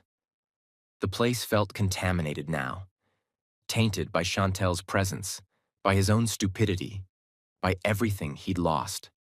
Instead, he went to his office and called his lawyer. I want to do 3 things, Lucas said. First, I want Chantel prosecuted to the fullest extent of the law. Fraud, conspiracy, whatever we can make stick. I want her in prison. Consider it done, his lawyer said. What else? Second, I want a public statement released, clearing Tiffany's name, explaining what really happened, making it clear she was innocent and I was a fool. That's going to be embarrassing for you, Lucas. Good. I deserve to be embarrassed. What's the third thing? Third, I want you to track down every dollar Tiffany should have gotten in the divorce. She didn't take anything, she just walked away. I want her to have what she's owed. The penthouse if she wants it. Half of everything. More than half. All of it if that's what it takes. His lawyer was silent for a moment. Lucas, if you give her everything, you'll be… I don't care, Lucas interrupted. I built that empire telling myself it was for us, for our future. Well, She deserves her share. She deserves everything she lost because of me. All right, I'll draw up the papers. Lucas hung up and stared out his office window at the Detroit skyline. He'd spent 3 years building an even bigger empire. More money, more success, more everything. And it had all been meaningless without her. His phone buzzed. A text from his head of security. James, Chantel is being charged with fraud, conspiracy to commit fraud, drugging, and false testimony. The DA says with the evidence we provided, she's looking at serious prison time. Lucas should have felt satisfaction, vindication, justice. Instead, he just felt empty. Because Chantel going to prison didn't fix what he'd broken. Didn't bring Tiffany back. Didn't undo 3 years of pain. Chantel is finally getting what she deserves. If you're here for the justice, drop a comment saying karma came for Chantel. But the real question is, can Lucas win Tiffany back? Or is it too late? Keep watching because this isn't over yet. The next morning, Lucas's public statement hit every major news outlet. Statement from Lucas Blackwater, CEO of Blackwater Technologies. 3 years ago, I made the worst mistake of my life. I allowed myself to be deceived by false evidence and my own insecurities, leading to the destruction of my marriage to Tiffany Campbell. I now know with absolute certainty that my ex-wife was innocent of the infidelity I accused her of. She was the victim of an elaborate conspiracy designed to destroy our marriage. The person responsible has been arrested and will face prosecution. Tiffany Campbell is one of the most loyal, honest, and loving people I have ever known. She was faithful to me throughout our marriage, and I repaid that faithfulness with suspicion and abandonment. She deserved better than what I gave her. I am making this statement to publicly clear her name and to acknowledge that I was wrong. Spectacularly, catastrophically wrong. I allowed pride and insecurity to blind me to the truth, and an innocent woman suffered because of my failure. To Tiffany, I know this statement doesn't undo the pain I caused you. I know it doesn't give you back the 3 years you lost, but I hope it helps restore the reputation you never should have lost in the first place. I'm sorry. For everything. Lucas Blackwater. The statement went viral within hours. Lucas's phone exploded with calls from media outlets, business associates, old friends, and everyone wanted to know the full story. Lucas ignored them all. He only cared about one person's reaction, and Tiffany wasn't calling. 2 weeks passed. Lucas watched from afar as Tiffany's life slowly started to change. The public statement had done what he'd hoped. People who'd shunned her were now reaching out. The art gallery that had dropped her called to apologize and offered her a show. The community center where she used to teach invited her back. Lucas made sure she received the financial settlement she deserved. Half of everything from their marriage, plus compensation for the 3 years she'd struggled. His lawyers told him she'd initially refused it, but they'd insisted it wasn't a gift. It was what she was legally owed. Eventually, she'd accepted. Lucas hoped it meant she was moving on. Building a new life. Us getting back everything she'd lost, even if that new life didn't include him. 3 weeks after their confrontation at the Riverside building, Lucas was working late in his office when his assistant buzzed him. "Mr. Blackwater, there's someone here to see you. She doesn't have an appointment, but she says..." "Send her in," a familiar voice said in the background. Lucas's heart stopped. The office door opened, and Tiffany walked in. She looked different than the last time he'd seen her. She was wearing nice clothes. Not designer, but nice. Her golden kinky twists were freshly done, cascading down her back. She had makeup on. Just a touch of eyeliner that made her dark eyes stand out. She looked rested. Healthy. Beautiful. She looked like she was healing. Lucas stood up slowly, afraid to move too fast and break whatever spell had brought her here. "Tiffany," he breathed. "Hi, Lucas." Her voice was calm, measured. Not warm, but not cold either. They stood there for a moment, just looking at each other. "I saw your statement. Tiffany said finally. And I got the settlement. You deserved it, all of it, more than that. I know. Tiffany moved closer, stopping a few feet away from his desk. I also heard about Chantel, that she's facing up to 15 years in prison. Good, Lucas said simply. She destroyed lives. She deserves to pay for it. Tiffany nodded slowly. I agree. Another silence. Why are you here, Tiffany? Lucas asked softly. Not that I'm complaining. I didn't think you'd want to see me again. Tiffany looked down at her hands, then back up at him. I've been thinking a lot over the past few weeks, she said. About what happened, about what you did, about what I want. Lucas waited, barely breathing. What you did was unforgivable, Tiffany continued. You didn't trust me. You didn't believe in me. You let your insecurities destroy something beautiful, and I have every right to hate you for that. Lucas nodded, his throat tight. But I don't hate you, Tiffany said quietly. I wanted to. God, I wanted to hate you so badly. It would make everything so much easier if I could just hate you and move on. She stepped closer. But the truth is, I still love you. I've always loved you. And that's the problem. Lucas's heart was pounding so hard he thought it might break through his chest. The problem is that loving you hurt me more than anything else in my life, Tiffany said, in her eyes filling with tears. Loving you and not being loved back, not being trusted, not being believed, nearly destroyed me. I did love you back, Lucas said desperately. I always loved you. You just loved your insecurities more, Tiffany finished. You loved your fear of not being enough more than you loved me. And that's what I can't forgive yet, Lucas. Not the mistake, not being deceived by Chantel, but the fact that you were so ready to believe I'd betray you, like you'd been waiting for it. Lucas wanted to deny it, but he couldn't, because she was right. I was, he admitted, his voice breaking. I was waiting for you to realize you could do better, that you deserved better. And when the evidence appeared, it just confirmed what I'd always feared.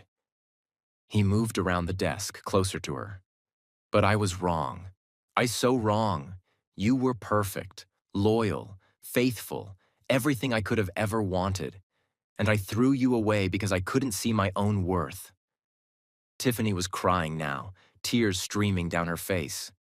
When Chantel showed you those photos, when she told you those lies, I needed you to think, that doesn't sound like my wife. That doesn't sound like the woman who's loved me for 7 years. Let me investigate before I destroy her. I know, Lucas said brokenly. I know that's what I should have done. And I will regret not doing it for the rest of my life. They stood there, inches apart, both crying. I don't know if I can trust you again, Tiffany said finally. I don't know if I can open my heart to someone who broke it so completely. I understand, Lucas said. And I don't expect you to. I needed you to know that I know the truth now, that I believe you, that I'm sorry. I know you're sorry, Tiffany said. Your statement made that pretty clear, along with completely humiliating yourself in front of the entire world. Despite everything, Lucas felt his lips twitch slightly. You read it? Everyone read it, Lucas. It's been shared about 1,000,000 times. Tiffany wiped at her tears. People are calling you either the most honest man alive or the biggest idiot. Probably both, Lucas admitted. They stood in silence for another moment. Then Tiffany said something that made Lucas's breath catch. I'm not ready to forgive you yet, and I'm definitely not ready to get back together. Lucas's heart sank, but he nodded. I understand. But, Tiffany continued, maybe we could start over, not as husband and wife, not even as friends, just as two people getting to know each other again. Hope flared in Lucas's chest. What does that mean? It means maybe we could have coffee sometime, Tiffany said slowly. maybe we could talk, actually talk about everything, about what went wrong, about your insecurities, about how we both contributed to the distance in our marriage. She stepped closer, her dark eyes searching his face. It means I'm willing to consider the possibility that people can change, that you can learn to trust me, that I can learn to trust you again. But it's going to take time, Lucas. A lot of time.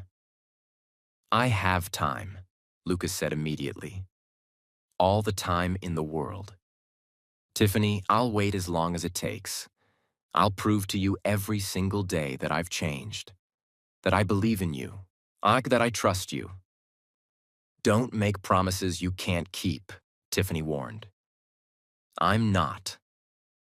Lucas reached out slowly, giving her time to pull away, and took her hand, her rough, chapped hand that spoke of 3 years of hard work. I'm making a promise I will keep, even if it takes the rest of my life. Tiffany looked down at their joined hands, then back up at him. Coffee, she said firmly. That's all I'm agreeing to right now. Coffee and conversation. Coffee and conversation is perfect, Lucas said, and meant it. Because it was more than he deserved. More than he'd hoped for. A chance. A possibility. A tiny sliver of hope that maybe, someday, he could earn back what he'd lost. Saturday morning? Tiffany suggested. There's a coffee shop in Midtown, the same one where we first met. Lucas's throat tightened with emotion. I remember it. 10 a.m.? 10 a.m., Tiffany confirmed. She squeezed his hand once, then let go. Don't be late. I won't be. Lucas would rather die than be late. Tiffany turned to leave, but stopped at the door. Lucas? Yeah? She looked back at him, and for the first time in 3 years, there was something soft in her eyes. Something that looked almost like hope. I'm glad you finally figured out the truth, even if it took you 3 years. Then she was gone, leaving Lucas standing in his office with tears on his face and hope in his heart for the first time since he'd destroyed everything that mattered. Saturday morning, Lucas arrived at the coffee shop 30 minutes early. He sat at the same table where they'd first met 7 years ago, where he'd been coding and she'd been grading art portfolios, where they'd started talking and hadn't stopped for hours, where everything began. At exactly 10 a.m., Tiffany walked through the door. She was wearing jeans and a simple top, her golden kinky twists loose around her shoulders. No makeup except a touch of lip gloss. She looked beautiful and real and so much like the woman he'd fallen in love with that Lucas's chest ached. Hi, she said, sliding into the seat across from him. Hi, Lucas replied. They ordered coffee, both black like always, and for a moment just looked at each other. This is weird, Tiffany said finally. Extremely weird, Lucas agreed. They both smiled slightly, and some of the tension eased. So, Tiffany said, wrapping her hands around her coffee cup. Tell me about the last 3 years. So Lucas told her. He told her about the loneliness, the regret, but the nights he couldn't sleep because he kept seeing her face, the way he'd thrown himself into work to avoid feeling anything, the hollow victory of becoming even more successful when success meant nothing without her. He told her about Chantel, how she'd slowly inserted herself into his life, how he'd been too grief-stricken to notice, how she'd almost convinced him to date her before he'd seen Tiffany at the diner and everything had started unraveling. And he told her about his insecurities, the ones he'd never fully addressed, the fear of not being good enough, the certainty that someone like Tiffany would eventually leave someone like him. I grew up poor, Lucas said quietly. Really poor. And I know I've been successful, but some part of me still feels like that kid who got laughed at for his shoes with holes, who wasn't good enough for the nice neighborhood or the good schools or the pretty girls. He looked at her with raw honesty.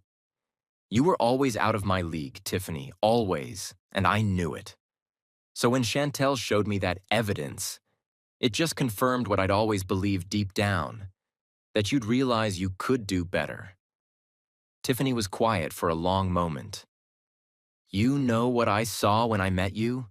she said finally. "I saw a man who was beautiful, brilliant, and passionate and kind. A man who was working his butt off to build something meaningful. A man who made me laugh and challenged my thinking and looked at my art like it was precious." She reached across the table and took his hand. "I never cared about where you came from, Lucas. I cared about who you were. And somewhere along the way, yet you forgot that." "I know," Lucas said, squeezing her hand. "And I'm working on it. I've been seeing a therapist, dealing with my insecurities, my fear of abandonment, all of it." "Good," Tiffany said. "Because if we're going to even consider trying again, and I mean if, you need to do the work. You need to figure out why you were so ready to believe the worst of me." "I will," Lucas promised. "I am." They talked for 3 hours. About the marriage.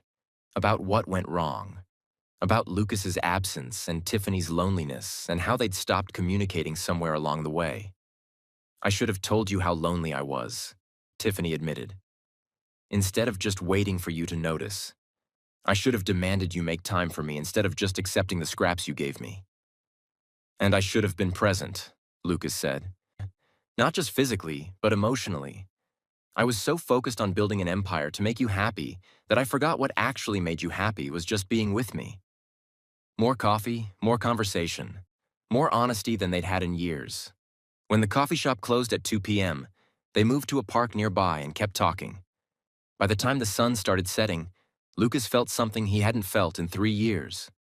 Peace. Not happiness exactly. Not yet. But peace.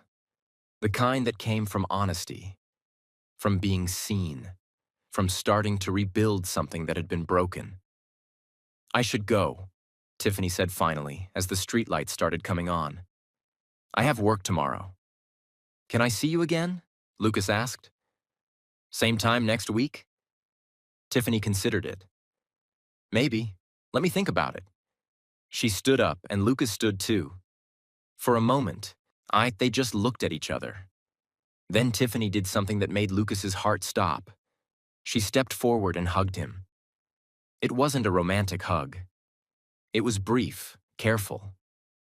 But it was contact, connection. The first time they'd touched with anything other than anger in 3 years. "Thank you for being honest today," she said softly, "and for not trying to rush me." "I meant what I said," Lucas replied. "I'll wait as long as it takes." Tiffany pulled back and smiled, a real smile that reached her eyes. "We'll see." Then she walked away, and Lucas watched until she disappeared around the corner. He pulled out his phone and texted her. "Lucas, thank you for giving me a chance, even a small one. It means everything." A moment later, his phone buzzed. "Tiffany, don't screw it up this time."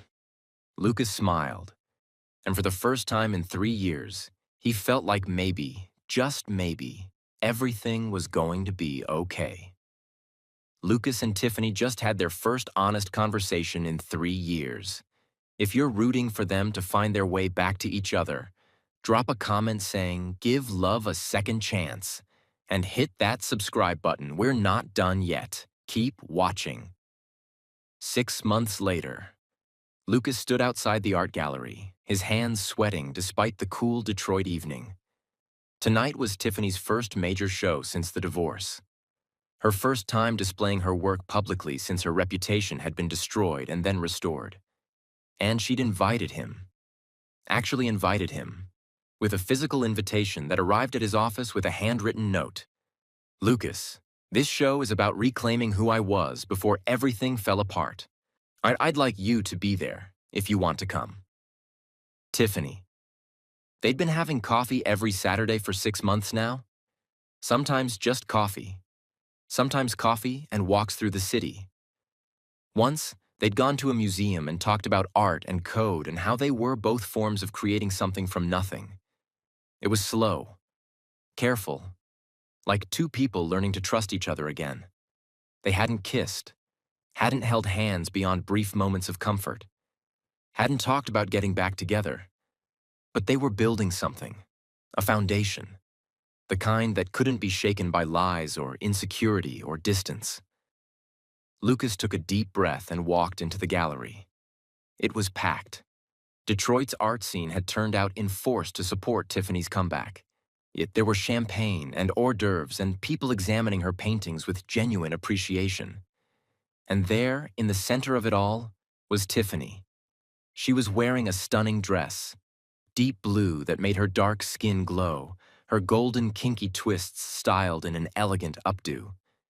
She was talking to a potential buyer, animated and passionate about her work. She looked happy, confident, like herself again. Lucas watched from the edge of the crowd, content just to see her thriving. Then Tiffany looked up, saw him, and smiled. Not the careful smile she gave him at coffee. A real smile. The kind that made her eyes light up. She excused herself from the buyer and made her way over to him. "You came," she said. "You invited me," Lucas replied. "I wouldn't miss this for anything." Tiffany gestured around the gallery. "So, what do you think?" "I think you're amazing," Lucas said honestly. "Your work has always been beautiful, but this is something else. You can see the pain in it, but also the strength, the survival." He looked at her. "You took everything terrible that happened and turned it into art. That's incredible, Tiffany." She looked down, but she was smiling. "I had a lot of feelings to work through. Painting helped. I'm glad." They stood in comfortable silence for a moment, watching people admire her work. "I sold 3 pieces already," Tiffany said, "and the night's not even half over." "That's amazing." "Yeah."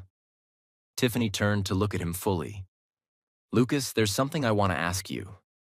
"Anything." "After the show, would you want to get dinner with me? Not coffee, actual dinner." Lucas's heart started pounding. Like a date?"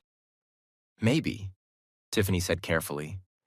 "Or maybe just 2 people who used to be married having a meal together. I haven't decided yet." Despite the careful wording, Lucas felt hope surge in his chest. "I would love to have dinner with you," he said. "Date or not?" Tiffany smiled. "Good. There's a new restaurant on Woodward I've been wanting to try. Meet me there at 9? "I'll be there." Tiffany touched his arm briefly, then went back to her buyers, leaving Lucas standing there with his heart full. Dinner was at a small Italian place with dim lighting and soft music. They talked about her art show, about his latest tech project, about everything and nothing. And at the end of the meal, when the waiter brought the check, Tiffany reached for it. "I got this," she said. "Tiffany, you don't have to, I want to." She looked at him seriously. "For the past 6 months, you've been paying for all our coffee, letting me set the pace, being patient. Let me do this." Lucas nodded, understanding. This was about equality, about her not needing him to take care of her financially, about rebuilding their relationship on new terms. They walked out into the cool night air, neither of them ready to say goodbye yet. "Want to walk?" Tiffany suggested. They walked along the Detroit River, the city lights reflecting off the water in comfortable silence. "I've been thinking," Tiffany said eventually. "About what?" "About forgiveness." She stopped walking and turned to face him. "About whether I can forgive you, whether I want to try again." Lucas's heart was pounding so hard he could hear it in his ears. And?" he managed to ask. "And I think," Tiffany took a deep breath, "I think I'm ready to try, not rush into anything, not go back to how we were before, but maybe move forward, together, as a couple." Lucas felt like he couldn't breathe. "Are you sure?" "Tiffany, I don't want to pressure you." "You're not." Tiffany stepped closer. "I'm choosing this. I'm choosing you. Again. Because despite everything, despite all the pain and the betrayal and the 3 years apart, I still love you. And I think you've done the work to deserve a second chance." "I have," Lucas said fervently. I swear to you, I have. I'm still seeing my therapist. I'm still working on my insecurities, and I will never, never doubt you again. I believe you, Tiffany said softly. And that's why I'm willing to try. She reached up and touched his face, felt her hand gentle against his cheek. But we're doing this differently this time. No more you working 80-hour weeks. No more me suffering in silence when I'm lonely. We communicate. We prioritize each other. We build something healthy. Yes? Lucas agreed immediately. Whatever you want, whatever you need. I'm here, I'm present, I'm yours. Tiffany smiled, and it was like the sun coming out. Good, because I'm yours too. I always have been. Then she kissed him. It was soft, sweet, tentative at first, like they were learning each other again.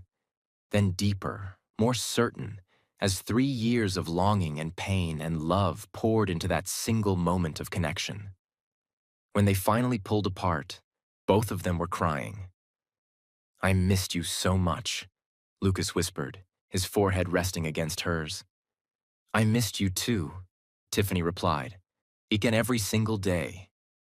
They stood there by the river, holding each other, and Lucas felt like he could finally breathe again. We're going to do this right this time, he promised. I'm going to love you the way you deserve. Trust you. Believe in you. Be the husband you needed me to be. And I'm going to be honest about what I need, Tiffany said. And we're going to work through our issues instead of letting them fester. Deal. They kissed again, softer this time. A promise. A beginning. A second chance neither of them were going to waste.